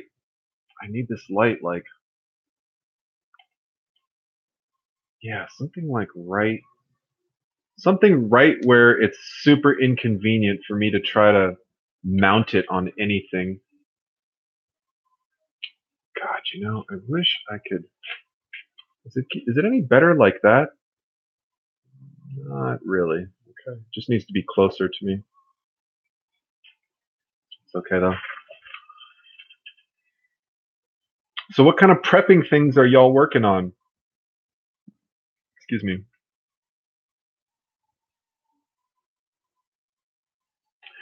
Honestly, if I mean, you're absolutely right, creative redundancy. And when I make this point, I'm not trying to pick on you, but anyone who thinks that part of their bug out plan is going to be carrying all their shit on their back, fucking no way. Like if you A think you're gonna bug out with a backpack and survive, or B think that you can carry everything on you on foot that you need to bug out, you're either a real OG in survival or you're dreaming. That's kind of my opinion. I think a lot of people are dreaming. Yes, there are some survivalists out there that could carry a backpack and quote unquote survive in the wilderness, but I just like maybe if you were the only one in your area bugging out, but the thing is if you have to bug out, that means everyone has to bug out. And if everyone's bugging out, that's a completely different scenario than like you, the individual, bugging out. I might be able to go live up in the mountains by myself, but could I bug out in the mountains if everyone in LA is trying to bug out in the mountains? I don't know about that. Very cool. WCAM. Are you trying to get a job in that field, or was it just for training for your own benefit? Seems like a lot of training just for your own benefit. Not that I think that's crazy or a bad idea. Just I know a lot of people. Yeah, I mean, obviously, bugging out's like long term versus evacuate. People in Ventura, when the fire happened, they evacuated. They didn't plan necessarily on leaving Ventura forever. Even if their house burned down. Trivial Pursuits. Oh wow. Well, I'm pretty impressed that you went all the way through EMT training just for your own Trivial Pursuit. It's a heck of a lot of pursuing. But yeah, so people in Ventura, they evacuated. They didn't bug out. I think if you bug out, you kind of don't come back, right? I know for sure if you bug out, it's going to be hard to make videos because how are you going to get internet when you bug out? So I guess we're never going to see videos of anyone bugging out. Isn't that kind of a shame?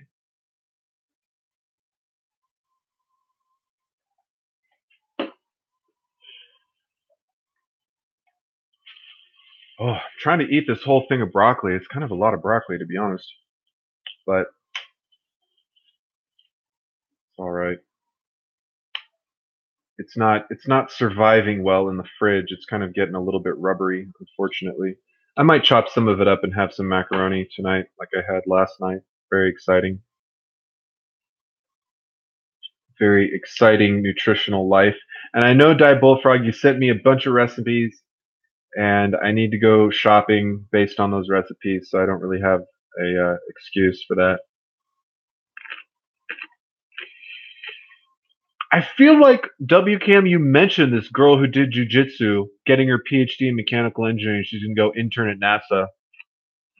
Yeah, I will probably never find myself at NASA. In fact, I did apply to NASA. What did I? Let me go look what I applied to. They said no, and I don't blame them. But what was I applying to at NASA?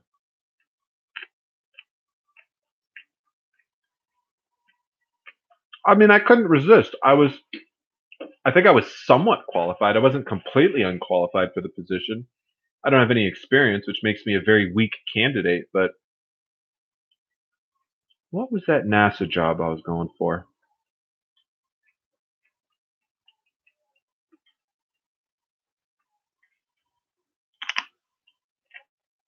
Keep track of almost every single job I ever applied to, because I'm trying to learn about what companies might like me, what companies don't like me, how long it takes to get back to me. Data is beautiful, right?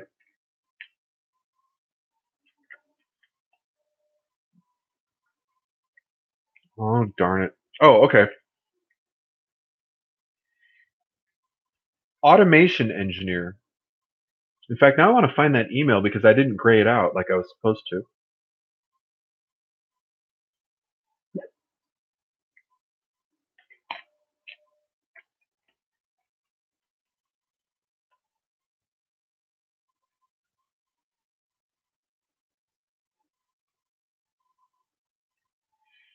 Okay, they received my application on the 3rd.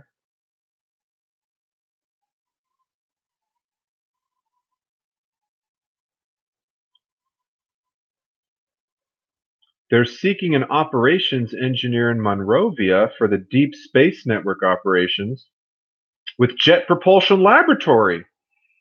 One of my teachers works for JPL. Oh shit, I might need to apply to this one. Of course, I don't have. Ugh. Oh shit, this is a super legit job. 3 years of Bachelor of Arts or Bachelor of Science degree in a technical field with 3 years of experience. Ah, go to hell. Go to hell. Goddamn 3 years of experience. In fact, the guy that I was talking at the staffing company today was saying, you know, when you go to the interview, they're going to think, because I was going for sort of a lowish level job at the company, but it was kind of a quickly growing startup company. So I'm not as worried about taking a low level position because I feel like eventually I'll be able to. It's funny. I'm like looking over here because my camera's usually over here. I'm like, why am I staring at the light right now, like a fly?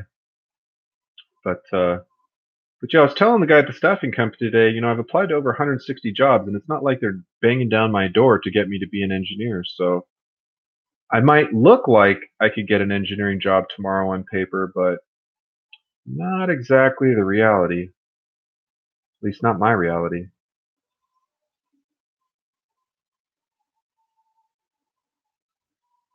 How are you going to reinvent yourself? Oh, well, I went to school for an engineering degree, and I'm going to keep applying for an engineering job or something.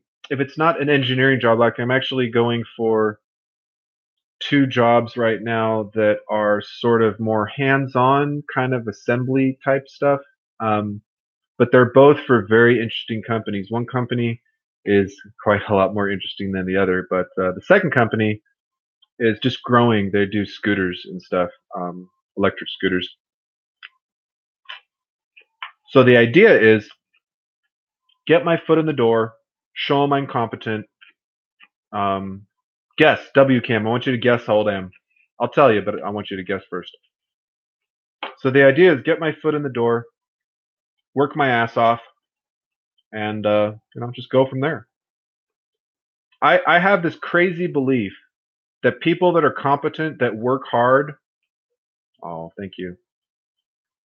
Must be my my clean, mostly clean shaven face, or maybe it's how mature I am on camera. It must be that. Add 10 to that exactly. But yeah, I have this crazy belief that if I can get a job at a decent company and I work really hard and I'm competent and I show up and I get along with people, that eventually something good will come of it. And it's interesting that you mentioned that because I've spoken with a few people recently. One person in particular. Oh, very funny. Hit two by accident, bastard. Nice backhanded compliment there. Um, oh yeah, right, old man. Old men could be dudes too, I guess, right? Yeah, mid 30s.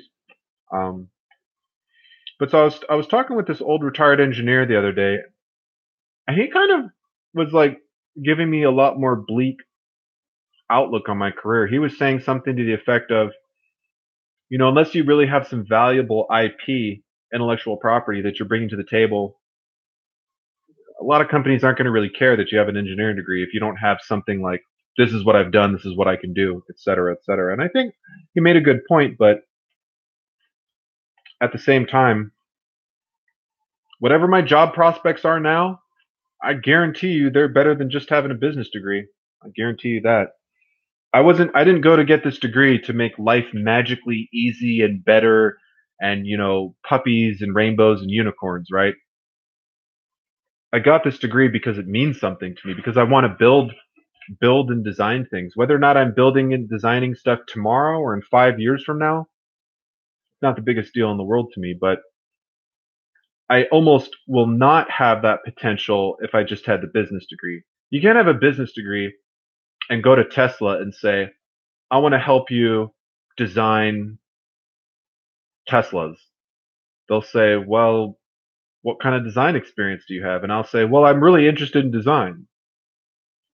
Maybe if I taught myself how to, oh, geez, good question. Now I gotta figure out who the hell Bob Lazar is.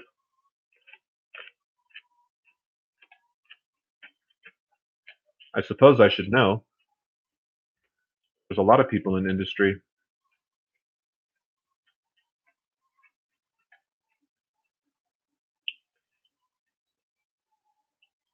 Well, I mean,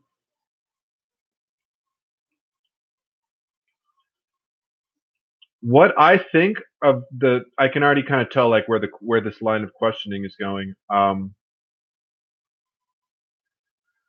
Without a doubt, alternative media, they're yeah, right? Sometimes I do act like, in response to Die Bullfrog's comment, 12 or 46, yeah.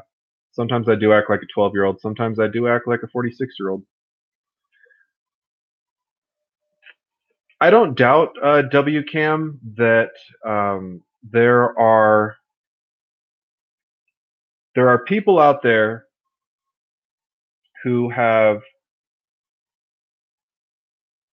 experienced things and witnessed things and worked with things that you will never believe is true unless you saw it.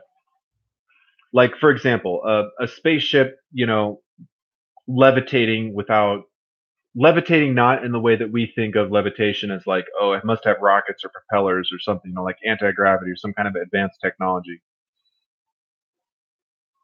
Yeah, Steve, I this is the best the lighting's gonna get. I'm sorry. It's just kind of crappy right now. So to continue on your answer, WCAM, I think there's a very real possibility that there are a large number of scientists that are trying to speak out about things they've experienced, projects they've worked on, technology that's way beyond what we have. I think there are definitely some of them that are telling the truth. Now, of course, the problem with that is no matter how many people you talk to, no matter how many reports or pictures that you see, some of that's really cool, WCAM. I never have. That's really cool. And believe me, I don't. It's really not for me to say like I believe you or I don't believe you. I mean, personally, I do believe you because I don't really see huge motivation. I mean, sure, there's some people that like attention get for stuff like that, but generally speaking, things like that, UFO kind of, for example, as an example of like alternative, I won't say alternative reality, but um, non-mainstream topics, right?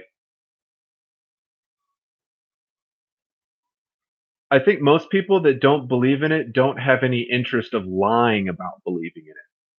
Like, if you don't believe in Sasquatch, you're probably not going to go around claiming that you believe in Sasquatch just to try to be someone who fake believes in Sasquatch, right?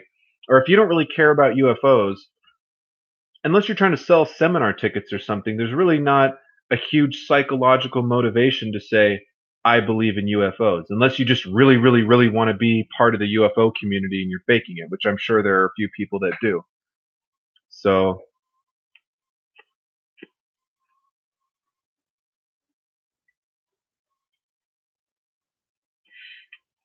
so what I think about Bob Lazard is is kind of completely irrelevant. He either has worked on a bunch of real stuff and he's legit, or he's not. But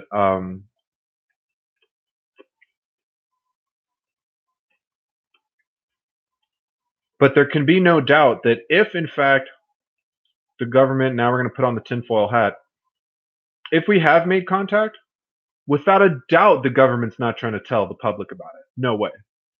You know, the public can barely handle doing their taxes, for Christ's sake. How could they handle beings from another planet? They would lose their shit. A lot of people would, not everyone, but a lot of people would lose their shit.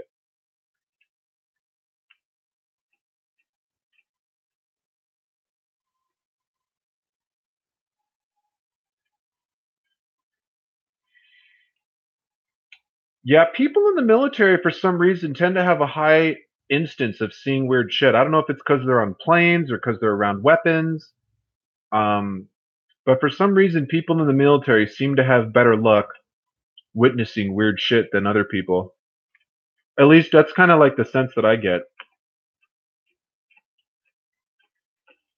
My uncle flew in Vietnam for several years in a C-119 flying boxcar. But to be honest, if I asked him if there were UFO, I know my uncle pretty well. He's a pretty straightforward person. If I asked him if he had ever seen a UFO and he had, and he was trying to lie to me, I don't know if I could catch him in a lie. I don't know if I could notice him squirming. He probably is a good enough liar that I wouldn't be able to catch him. It would be an interesting experiment though, but even if he had, he's the type of person that would like, he might have reported it, or if it was on like air traffic control, he probably as a professional pilot would have said, "Oh, I see something out here," or whatever. But if he got back after landing and some guys in suits or whoever came up to him and said, "Look, you didn't see anything. There wasn't anything up there. And if you want to keep your career, that's the way it's going to be." He would have never told another soul the rest of his damn life because he's not the type of guy that fucks around. Pardon my French. So I probably wouldn't get any information out of him about that if I asked him, but there's probably a better chance that he would have seen things because, well, absolutely, you know, there's no reason to like risk, life and limb um on that stuff. Loose lips sink ships, right? Spaceships or otherwise.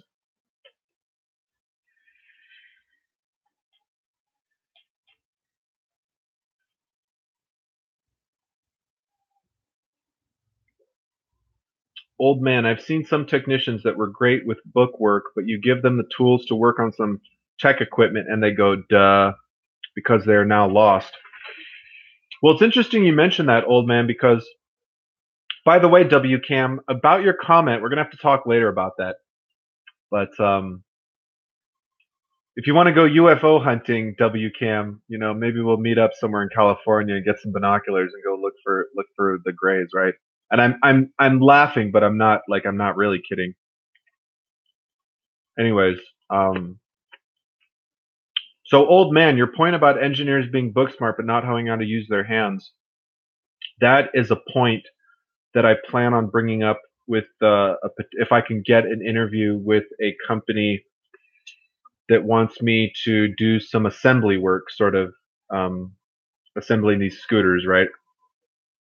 Which is really not very high paying work, but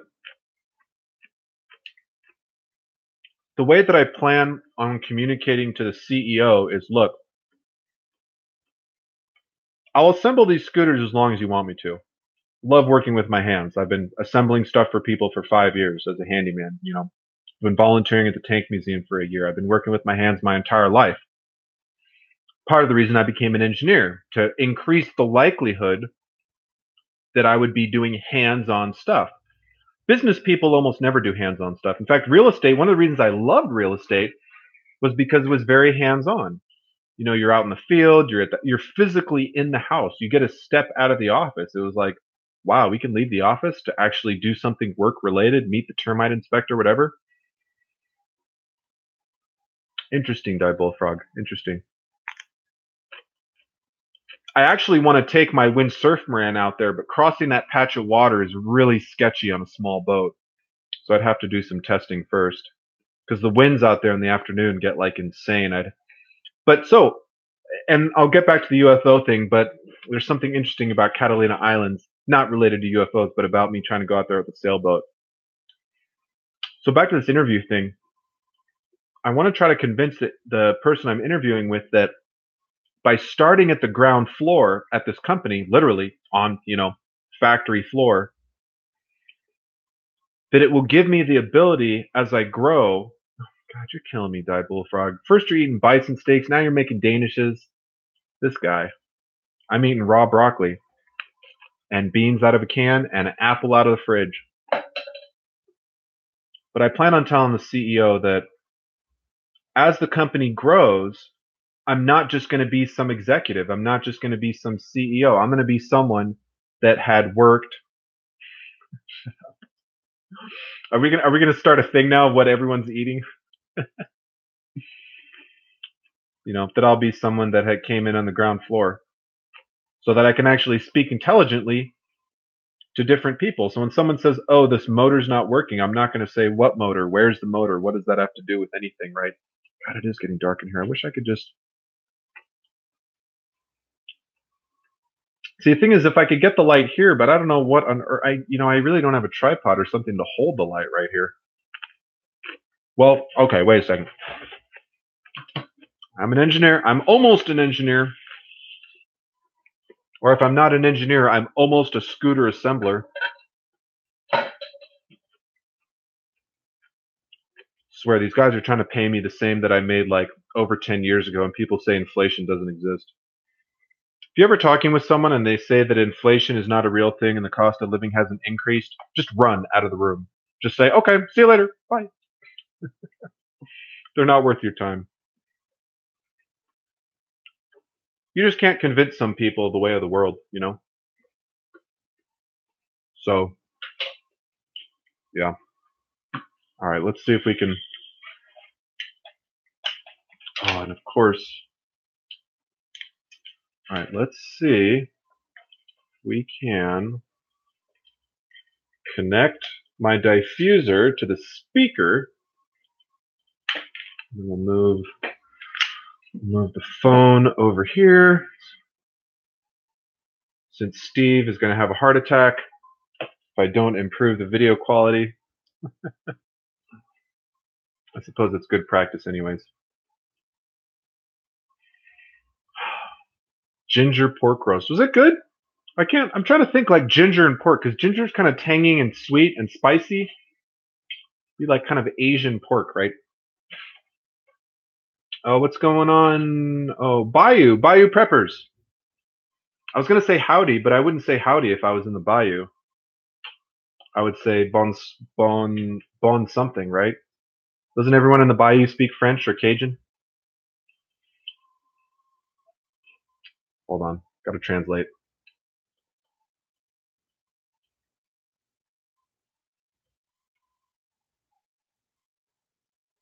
Oh, cannot translate into Cajun. That's too bad. God damn it. Bonsoir. Okay, bonsoir is good afternoon. Texas. Bonjour. But that's like good day. I feel like you have to say bonsoir when it's like, I think 8 p.m. In fact, if you're in Texas, it's 10 o'clock in Texas. So that's, yeah, definitely bonsoir. If bonne nuit, in fact, it's almost bonne nuit.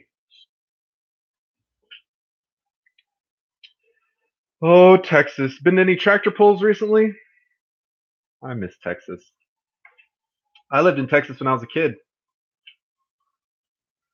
From, gosh, I was in Texas like 80, 85, 86, 87, somewhere around there. Went to my first monster truck rally. Went to my first, I'm pretty sure they had a tractor pull there too. Freeport, Texas. I was in Houston for a year and a half. Broke my arm. In fact, let me make sure you can get this on camera.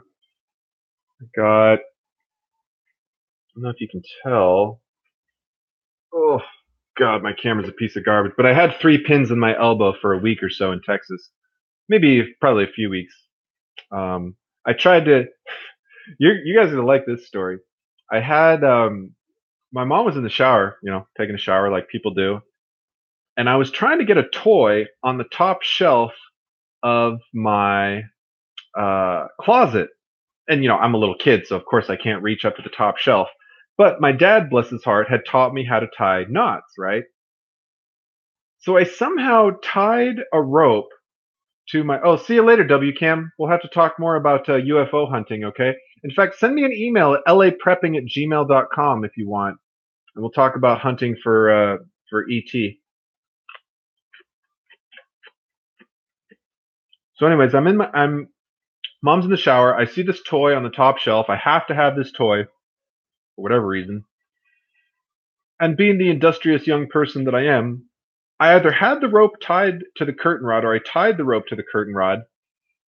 I stood in one corner of the closet and I thought I would just Tarzan up to the top. I think maybe I knew the physics wasn't quite like that, but I figured, fuck it, why not? So I start in one corner, I swing to the other corner. Of course, it doesn't work. I fall into the corner of the other corner. I start in the doorway and I swing from the doorway into the far corner of the closet. And I ended up breaking my arm. And my mom was like, I was in the shower for like 5 minutes. Like, are you serious? You had to break your arm while I was in the shower. Like, good job, dumbass. Oh well. She wasn't very mean to me, but I think she felt bad. I wanted that toy though. I wasn't gonna wait. I think that's the day I knew I was not gonna be a patient person.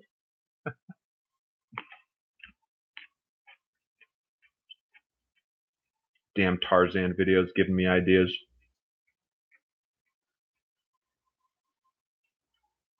Always looks so easy on TV. Always looks easy on TV.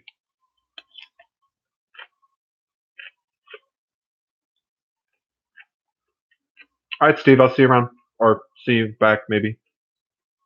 Blame it on Jane.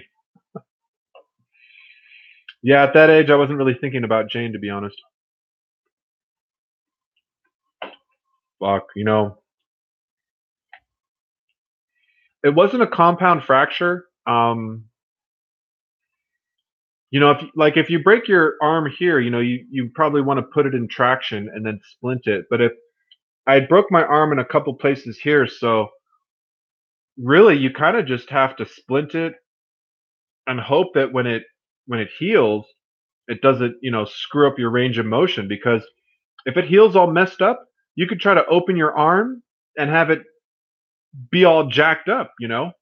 So I don't even know if you break some bones in a joint like that. I don't think the bones were all like really ugly and gnarly or anything. I think it was just a couple hairline, maybe somewhere above a hairline fracture. I'd love to see the X-ray.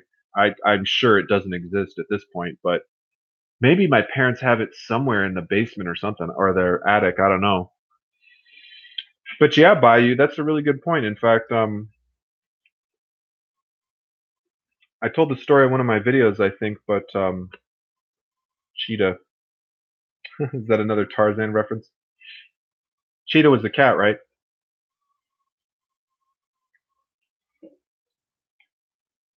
I think. I haven't watched Tarzan in a while.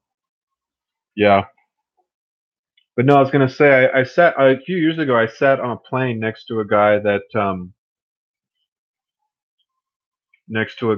did these like adventure things where you like get in a kayak and then you jump on a bike and then you hike and then all this stuff, right? This whole adventure, not like a race so much, but sort of like an adventure trek, if you will.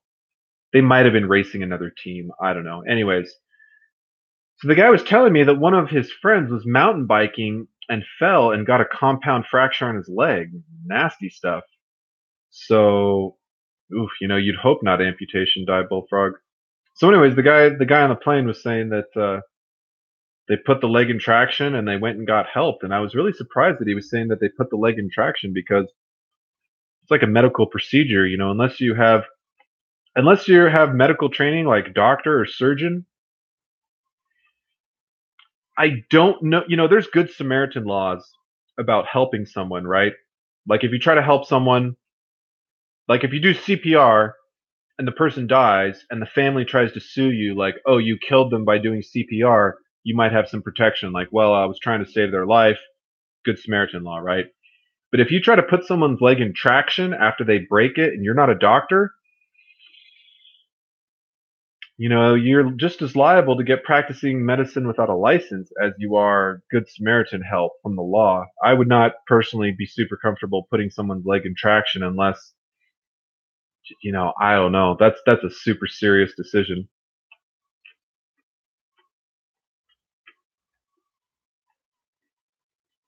Yeah, I mean, it would be really interesting to like try to do an X-ray and shit hits the fan. How would you get a source of X-rays?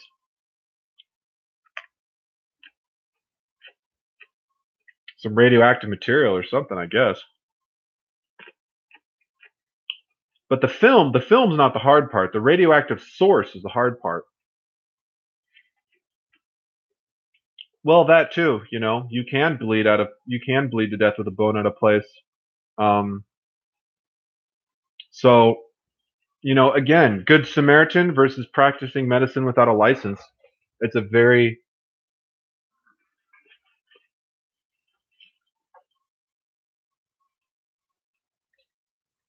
maybe I should bug the Skinny Medic to. I don't know if you ever guys checked out the Skinny Medic channel, but he does a lot of medical stuff. So it'd be an interesting video to ask him, like, what would you do if someone had a compound fracture in the middle of the forest? Excuse me.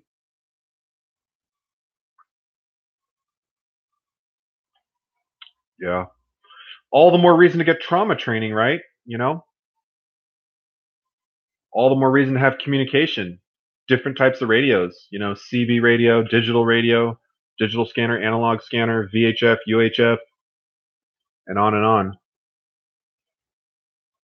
Tell people where you're going. Yeah, I'm sure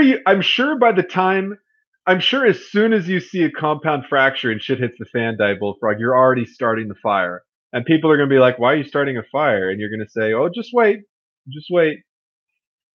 You're gonna have your saber and you're going, die bullfrog, medical searing wound professional. You got the saber, so you can chop off the limb and you can cauterize it with the same tool. Maybe a saber is a good first aid tool. Oh God. You're not going to try some stitches and a little bit of alcohol for some disinfectant.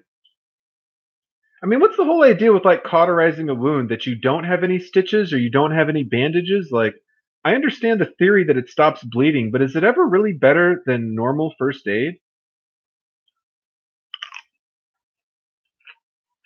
I mean, cauterizing, like if you cut an artery and you just try to cauterize it, I don't know if that's the best long term thing if you have a main artery or a main vein that's just cut off like that.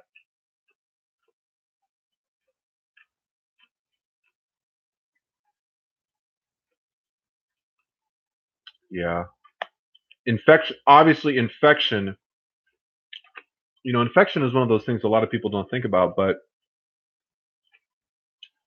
infection is going to kill a lot of people if shit hits the fan, without a doubt. Infection, disease, the amount of sewage and trash that we create as a human species, it's going to turn into India if we're all start throwing our shit onto the street. Cholera, gonorrhea, syphilis, all sorts of terrible diseases are going to be everywhere if people have to. Do you think people are going to want to shit in their house and leave it in their house? No, they're going to go shit. They're going to throw it on the goddamn sidewalk. It's going to be a disaster. That's why I need to get to the country. Because if shit hits the fan, the shit's going to hit the sidewalk. That'd be a real good video. Like, where's all the poop going to go when shit hits the fan? Not very far. You think people are going to want to carry buckets of their own crap to a safe location? In fact, making sure your neighbors have, trying to build a community with your neighbors is almost as important just to get them to throw their shit away in a sanitary way as it is to make sure they're not all going to turn on each other and become, Lord of the Flies. You mean build an outhouse? In an apartment complex? Where am I gonna build an outhouse? I guess I could dig a pit out back or something. God, it smelled terrible. Oh, what's up, Landon Land? We're doing the we're talking about shit and outhouses and sanitation and compound fractures right now. And I'm eating some broccoli because I'm a rich man.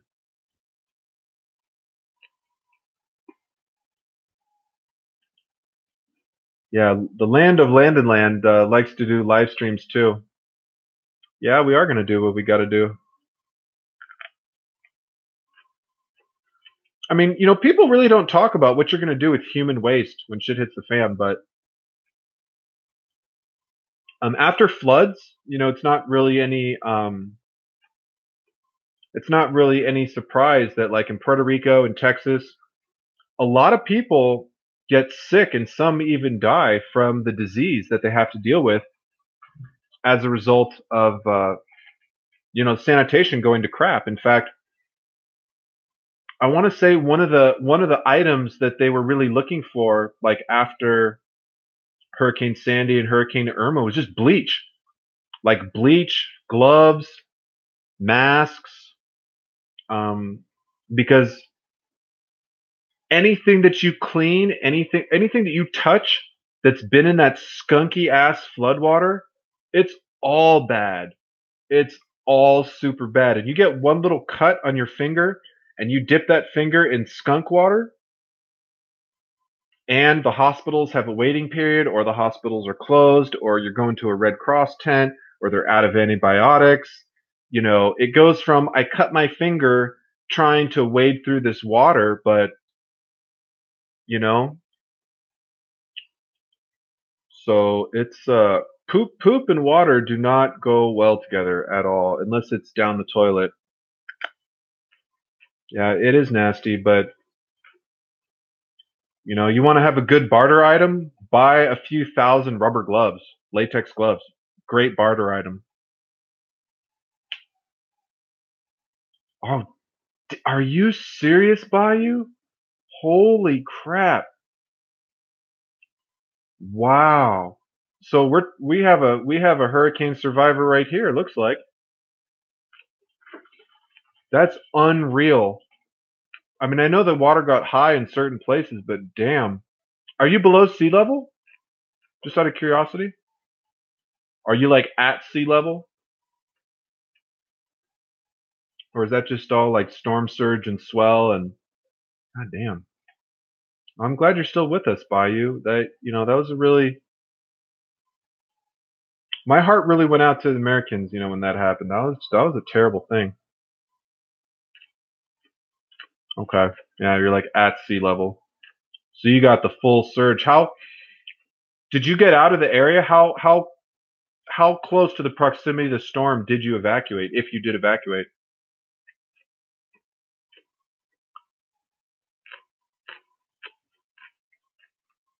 Yeah, I know it's very bad.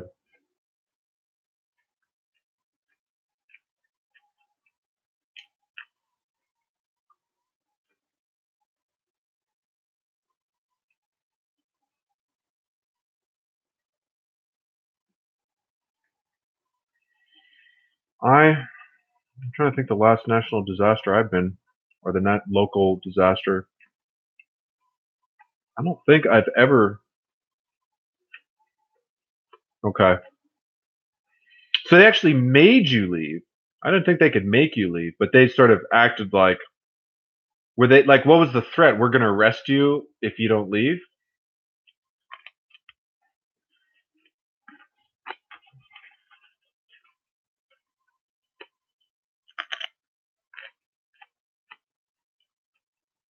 I don't even know like what the legal deal is with that.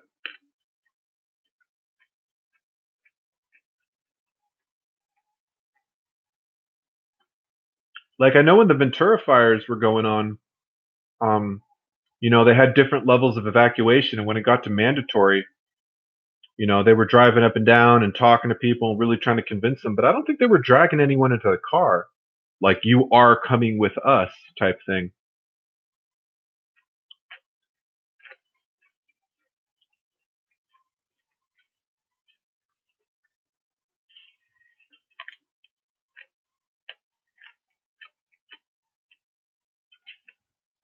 So did you have to, like, if you don't mind me asking, by you, and I don't mean to pry, but did they do like a full rebuild on your house, or did you have to go down to the framing to get all the sheetrock? I mean, 17 feet of water. If you have a two-story house, that's like clearly like up to midway up to your second floor. If you have a one-story house, that's all the way up to your roof, probably above your roof at a one-story house with a roof and a modest attic.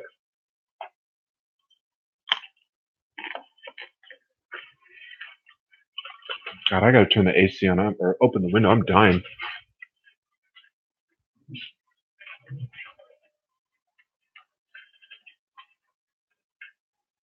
Yeah, that's the kind of sensitive financial question I'm kind of trying to avoid, Landon, because that's, no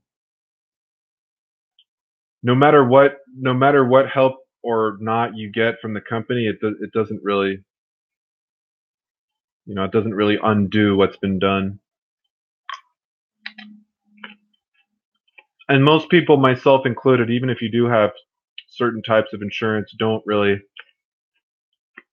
have like pictures of every single thing you own, and of course all the sentimental stuff that can't be replaced. I keep thinking about getting renter's insurance because I do kind of have a few $1,000s worth of stuff in here, and I hate to pay the $20 a month, but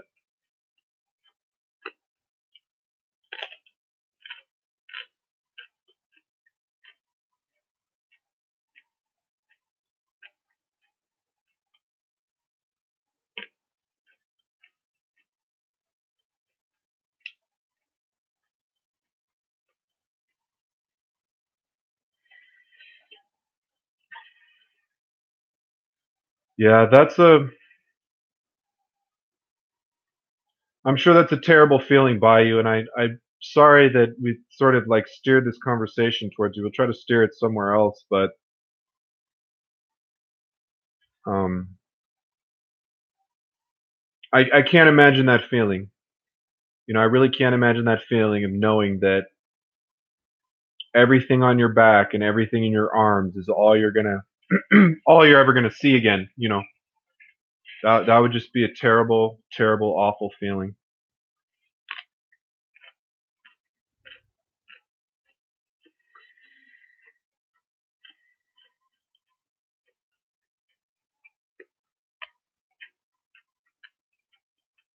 All right, we got to change the topic now. Somebody's got to help me out.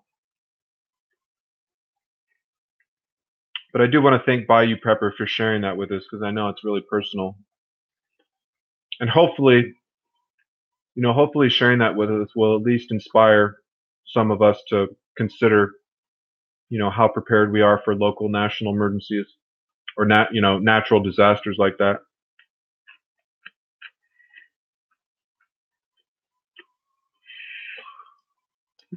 You're bad, Steve.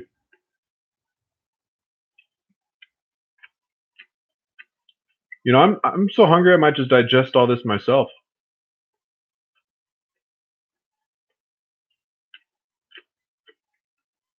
There might not be anything left of the little bacteria in my gut. Yeah, thanks guys for showing a little bit of support.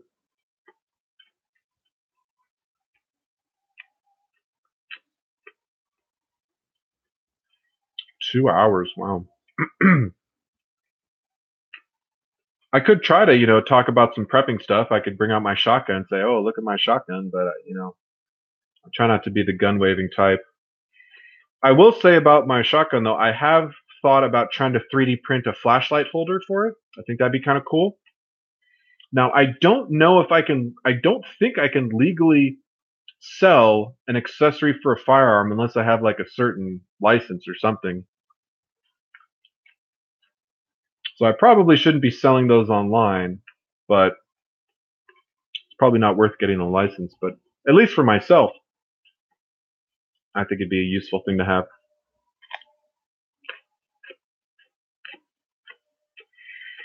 Yeah, it might. It might. California's got a billion laws, and last thing I need to do right now is get afoul of the firearm accessory thing. But very funny, creative lights. I have like The worst collection of flashlights. Almost all my flashlights at the 99-cent store. I'm in Los Angeles, not Louisiana, in case you're wondering.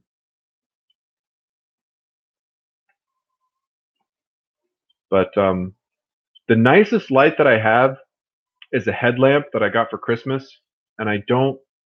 It's in my car, I think. What part of LA? The ghetto part? No, I'm in a decent part of LA. I can't disclose any further than that, but I'm within a half an hour of downtown LA. I'll just leave it at that. So pretty near central-ish LA. Fortunately, I'm not in central LA because it's a goddamn war zone down there. 50,000 homeless people. Yeah, 50,000 homeless people. Oh, from Glendora. Are you in? You're not in Glendora, but you're from Glendora. You're not in Los Angeles County right now, are you, Landon Lynn? I don't know why I thought you were from somewhere else. I don't even. Oh, Idaho. Oh, I just applied for a job in Idaho in Mountain Home. Sadly, what's wrong with Idaho? You can open carry all day, brother. Land of big mountains and potatoes and wilderness, and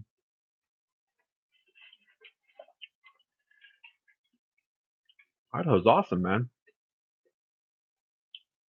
Yeah, I just applied, or I'm trying to get a job with, or I might be trying to get a job depending on how some other things line up. Of the company called In the Ditch Towing Products. They actually own a few other companies, I guess, but yeah, they're out in Mountain Home, Idaho, relatively small town. The guy who runs the company, um, he's a pretty cool guy. He's kind of hardcore. He's into like Kaizen, lean manufacturing. In fact, I'll share one of his recent YouTube videos with you. I think I might have even commented on it.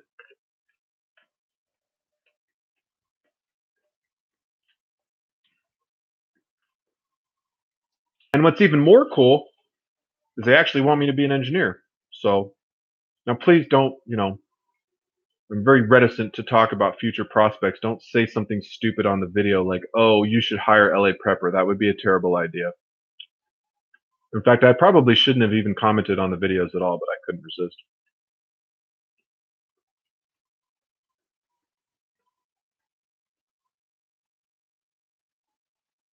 So yeah, he has like a 30-minute. Well, I won't say, but yeah, he's got a lot of different videos on the channel. If any of you are interested, this is the channel, and they make at least the main company in the ditch towing products makes products for tow trucks, and they're pretty cool. They make everything in a just-in-time way. So if somebody orders a part, they don't have it in stock. They make it like that day or the day after, at the same time. Okay. Thank you, Landon. No, it's you know, I think I have sort of a pseudo interview on um, Thursday, I think, and then if that goes well, a second interview on Skype, and I have to get my Skype working. Part of the reason I was actually on the webcam to make sure my webcam works so I can see if the Skype works. But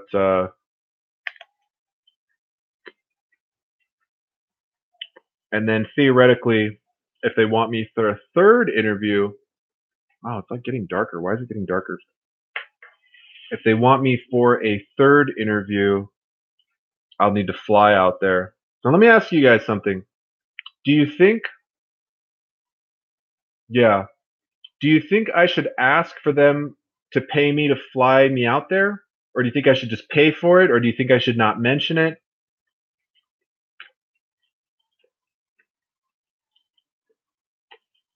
I'll get to that question by you in a second. I would freak out if I looked up and saw stars, Landon. I really would. I would be like, where the F am I? It's a entry-ish level engineering position. So, I wouldn't say it's like super big important position, but Oh wow, that's I'm gonna admit I met with a ridiculously amazing company here in California, and if they weren't so damn ridiculous, I'd be like, well, that's the thing. Like, how bad do they want me? It's kind of yeah. I mean, they want. It's like when I get to the second interview, they'll want me bad enough maybe to do a third interview. So wanting me to do a third interview versus wanting me to join the company, mm, not the same.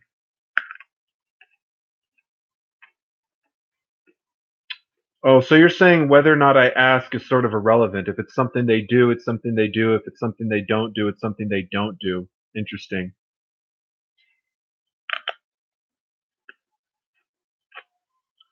Well, considering it's the job, it's one of the few, basically the only position that wants me to do actual engineering work. I'm somewhat motivated to strongly consider it, even though, it does involve me picking up and going to Idaho.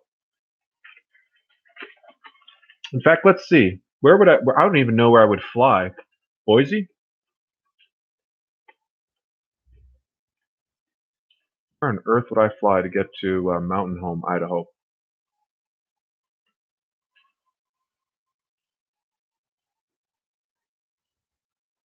Boise. Okay, I was right. Wow, lucky guess, right?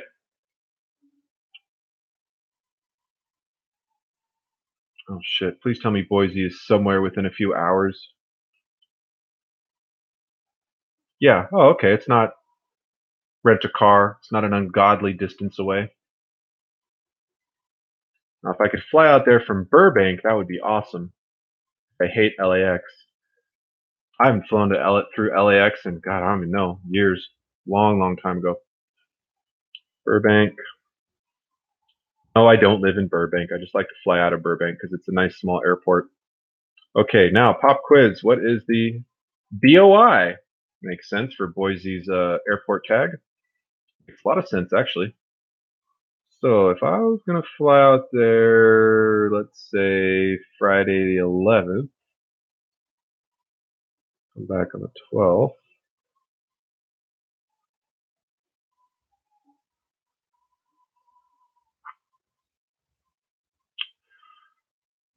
Oh, there's two tickets. If I fly out at 7:15 in the morning, I can get there for 107 bucks. Not bad. So basically $200 if I can get some cheap airfare. That's God, I love Southwest. Of course, I like it when you don't have to worry about getting sucked out the window too. So, oh yeah, Burbank is the shit. Burbank's so small. You get there to go through security. There's like 10 people in front of you. You're like, are you serious right now? They only have 6 gates, so like they can only ever be so busy. I think. Yeah, Burbank's awesome. I think LAX is rated like the worst airport, one of the worst airports in the country during holiday season. Just awful. Right up there with JFK and maybe O'Hare.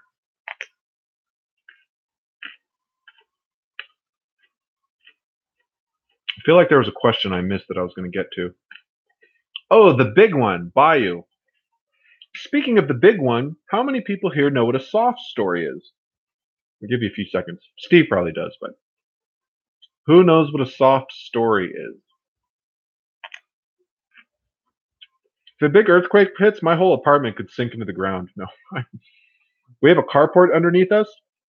Soft stories when you kind of have like a fake-o story. So it's not a real legitimate four-wall story. We have, kind of a shit wall on the side, a wall on the back, and another shit wall. I don't know if you watch the Trailer Park Boys, but Leahy would be proud. Rest in peace. The shit wall. But yeah, I don't have a lot of faith in this place in an earthquake. Not at all. Luckily, I know how to turn off the gas. Worst case scenario is the building cracks and I fall through a crack and my leg gets like, I'm not even gonna think it, but yeah. I mean, what else am I gonna do during the big one? It's not like I can bug out during the middle of an earthquake. Now I could bug out immediately after an earthquake. Would I? Probably not. No. Think of all the good footage I could get. People going crazy. I could barter my water for $20 a no, $20 a gallon, right? I'm not really worried about earthquakes. Earthquakes are temporary, you know. Even though things can get a little bit crazy for a few weeks afterwards, earthquake isn't the end of society. An earthquake is just a very, very temporary interruption of normal services. So I'm not personally, I don't really care that much about earthquakes. But it is one of the most legitimate natural disasters to happen in my area behind forest fires and floods. And we've had, in fact, people in LA County, or no, I think in Ventura, there were several people killed by mudslides. I think 13 people were killed by mudslides after the rain, after the fire. We had a big rain after the big fire, and yeah, crazy stuff.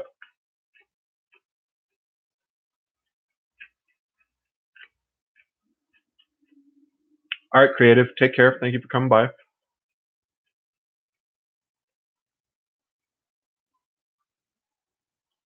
Wait, Bayou, you just moved out of the FEMA hotel room today? Wow, wow.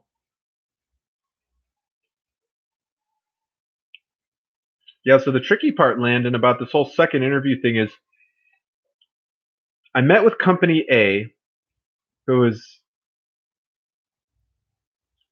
company A is such a ridiculous company. If I got the job, I would cry for like a half an hour straight. I swear to God, I would. I would just bawl like a fucking baby if I got this job. That's company A. Company B, I'm trying to push the interview out to next week.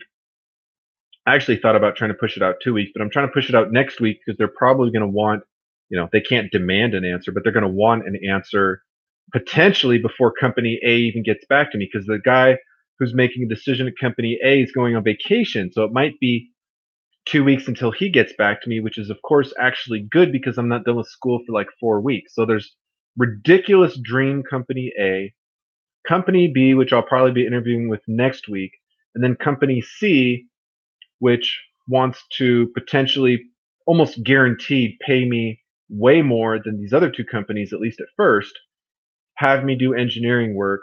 The only thing I'm just a little bit concerned with is, God forbid, it's just not a good fit at the company, then I'm like stuck in Idaho with no engineering experience. So that's a little bit nervous for me to kind of take that leap of faith that like I'm going to move to Boise and I'm going to get this job. And if it doesn't work out, I'm going to be unemployed in Boise, which I guess is being better than unemployed in California, but I don't know. Not having any professional experience as an engineer, banking on my whole future on that first job, I guess just a little scary. But you gotta no risk, no reward, right?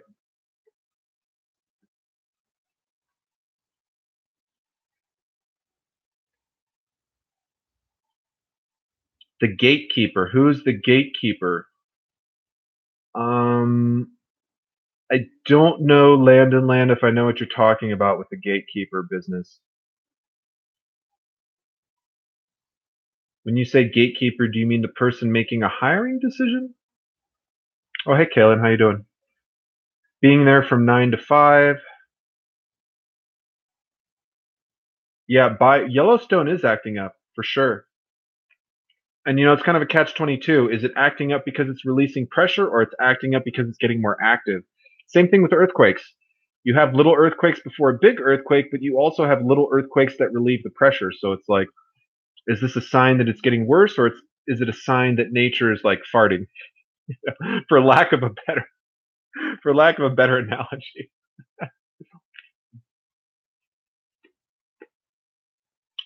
Always take the first gig. You can use the leverage. Well, like I said, I'm going for the dream job. If dream job doesn't work out, I'm working on securing an offer for the second job, which is kind of a cool company, but not a dream job. And at the same time that if out of the three, dream job is the obvious choice. If I'm left with the two, if I'm left with the two, I would probably take the Idaho job over the local job just because how could I refuse an engineering job if I get offered an engineering job, you know? I'm not that desperate to stay in California, and the second job that I'm looking at over here, you know, it's kind of in a crappy part of town. If I commute, excuse me, if I commute, that's gonna suck. Um, if I move, that's kind of gonna suck. I mean, it'd be nice to live by the beach, but it's expensive as shit.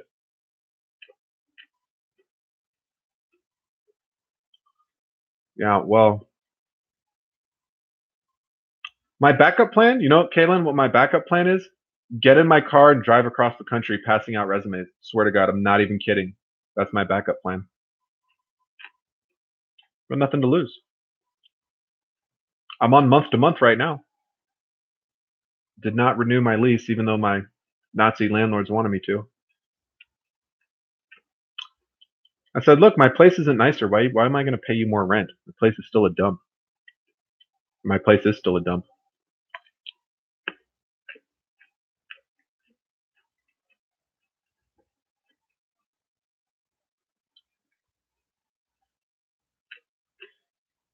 Thanks, Bayou. It's you know, it's a plan that not everyone can do. I'm single. I don't have kids. I don't have a wife, girlfriend.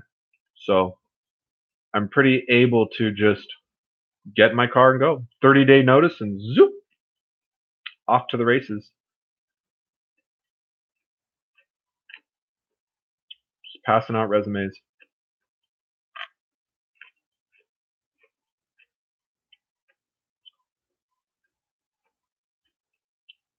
Yeah, see, Steve, I can't use that plan because my dream job is a dream job, so I'm not going to use the dream job to get. I mean, I see what you're saying. Trust me, I have more negotiating skills than the average bear. Um, in fact, I just got a claim. I just got an approval for a FedEx shipping claim for the full amount. I'm fucking OG negotiating. Should be like a professional negotiator or something, but right now my negotiation stance is weak because I have no experience. So I really don't have a leg to stand on. I'm passionate. I'm relatively young, and my resume. You can't exactly tell how old I am in my resume, right? I don't have what year I graduated high school. I have like 10 years of work, not 10 years, but I have like 5-ish years of work experience that predates my resume. Um, or at least that I decided was going to predate my resume. Only thing that gives away my age more than anything is the fact that I got my bachelor degree in 2008. So you figure if I was like 23 or say I was 24 in 2008, you'd figure I'm 34. Let's see, 18, 22. Maybe if I went to college at 18, graduated at 22, I could be 30. I guess I'm like 32 minimum on a good day if I was really ahead of the curve, but you know, whatever. But I don't even know if people are doing that math. I honestly don't know if people are looking at the year I graduated college and automatically assuming I'm 30 something. Maybe, but I don't know. I can't, you know, I can't really fight how old I am, so it's like what's the point of even worrying about it? Oh, see you, Landon Land. Thanks for coming by. And believe me, the entire world is going to know what happens with my job without a doubt. Although, depending on what kind of job I get, I may or may not be able to talk about it that much. Some jobs you can talk about what you do, and other jobs you cannot talk about what you do. Otherwise, you know that. So sometimes you sign NDAs, and sometimes you don't.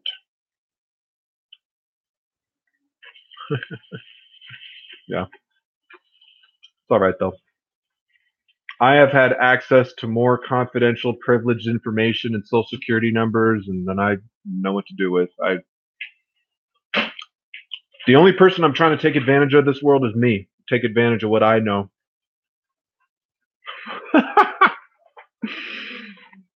Yeah, right. Yeah, I'm trying not to go to prison for divulging, you know, state secrets, right? Plus, it's just damn unpatriotic.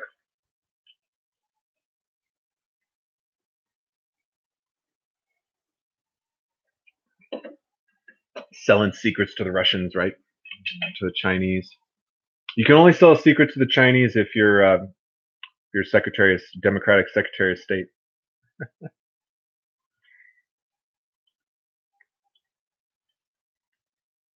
Oh, I might need to. Oh no, we lost a couple people. I should probably like do something semi productive with my life other than hosting live videos for 2 hours. But kind of hit like a little quiet spot, doing a few errands. I was going to work on the windsurf brand today. I got to sand the fin, the epoxy down. I got to learn how to do glass. Do a nice glass coat on that fiberglass.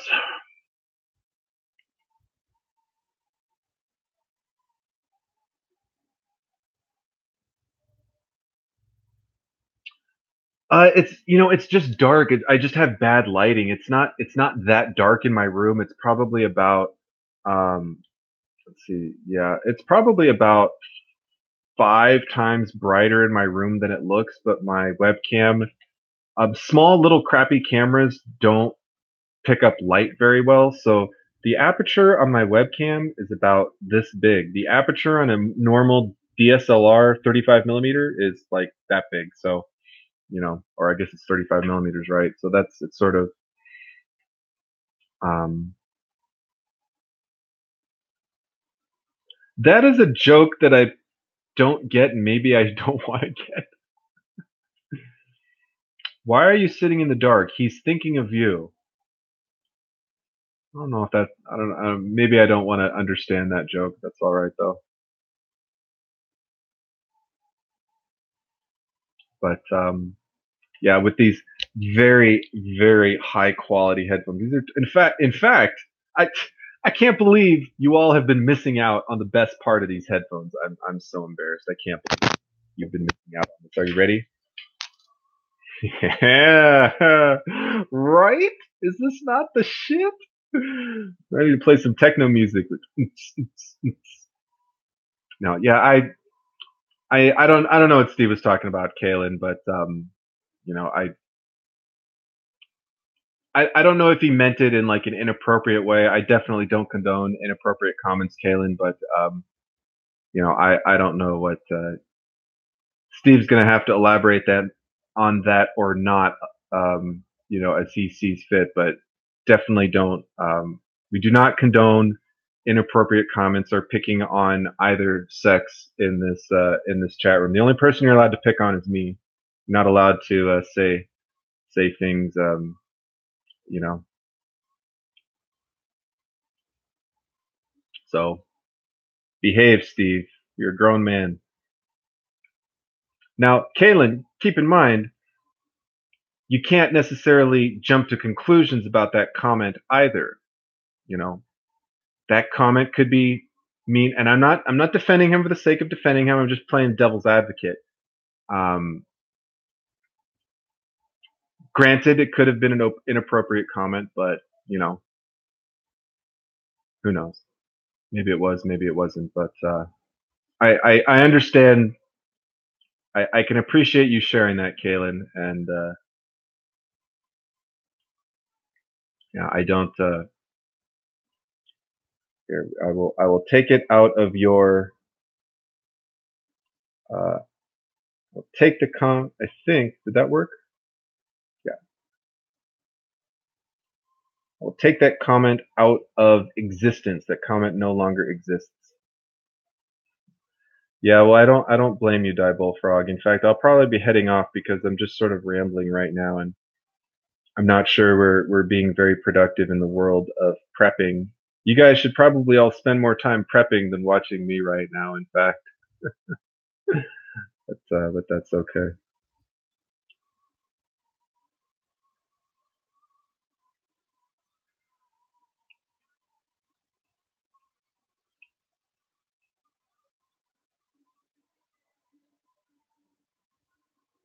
I have to admit, Kaylin, I've never.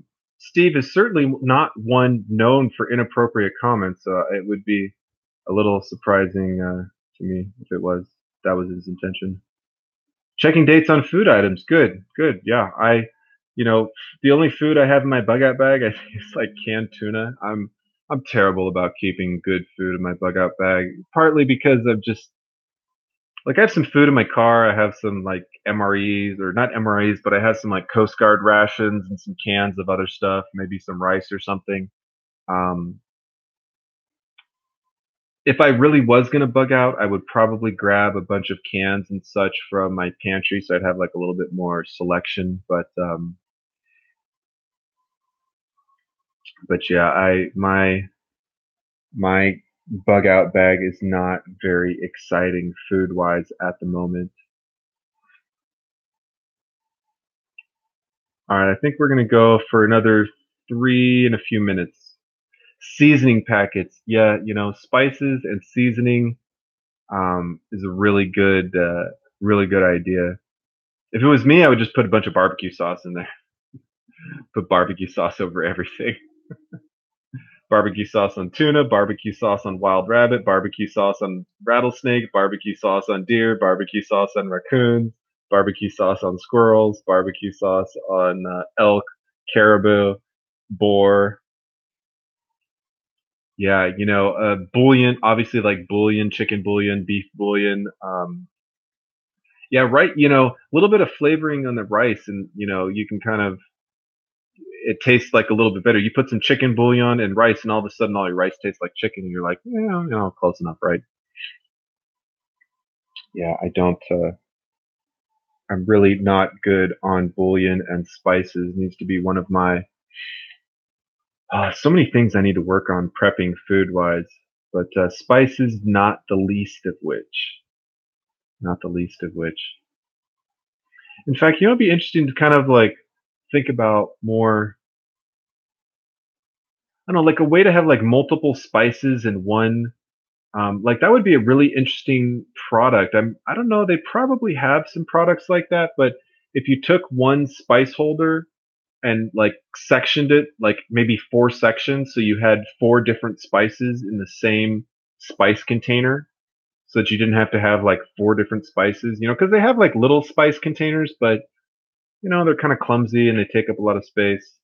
Oh, I should look for it. I'm sure they do. I don't know what it's called, multi-spice container or something. Oh, okay. Multi-spice. Actually what this one's called. Coglin's multi-spice. Huh. So here is an example of an existing product.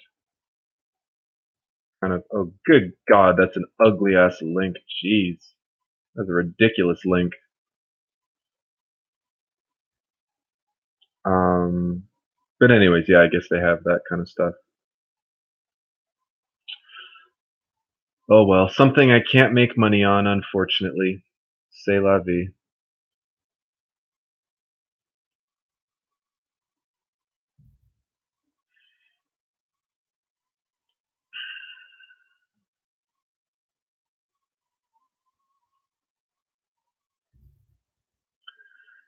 All right, y'all. I think I'm gonna take off. It's been kind of a long stream, obviously. Little Nalgene vials. Okay, I gotta look that up now before I go.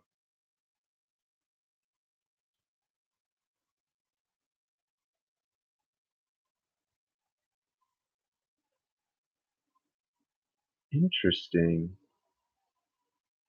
Okay, very interesting. Yeah, I'm sure you could improvise a lot of different little spice holders from the Container Store. Okay, 98 cents. Yeah, it's not too bad. Not too bad at all. All right, y'all. Well, I really appreciate all you coming by. Um, I know some of you kind of came in a little bit later, and I understand that not all of the content of the video has been, you know, highly, highly thought provoking. But I'm still, the live streams are a little bit more difficult because you kind of It's a little more free flowing. You're kind of working with the community. It's one thing to make like a short, as if I make short videos, right? One thing to make a 40-minute video on, 5 prepper strategies, but sometimes I like to just jump on, see people thinking, see what's going on in people's lives. Like we learned a little bit about Bayou this evening. Um, Getting feedback on my life, getting feedback from other people. For example, Land of Land and Land telling me about how many stars are in Idaho, something that I might not have come up in conversation otherwise. And of course, keep prepping. Good night, y'all. Have a good one.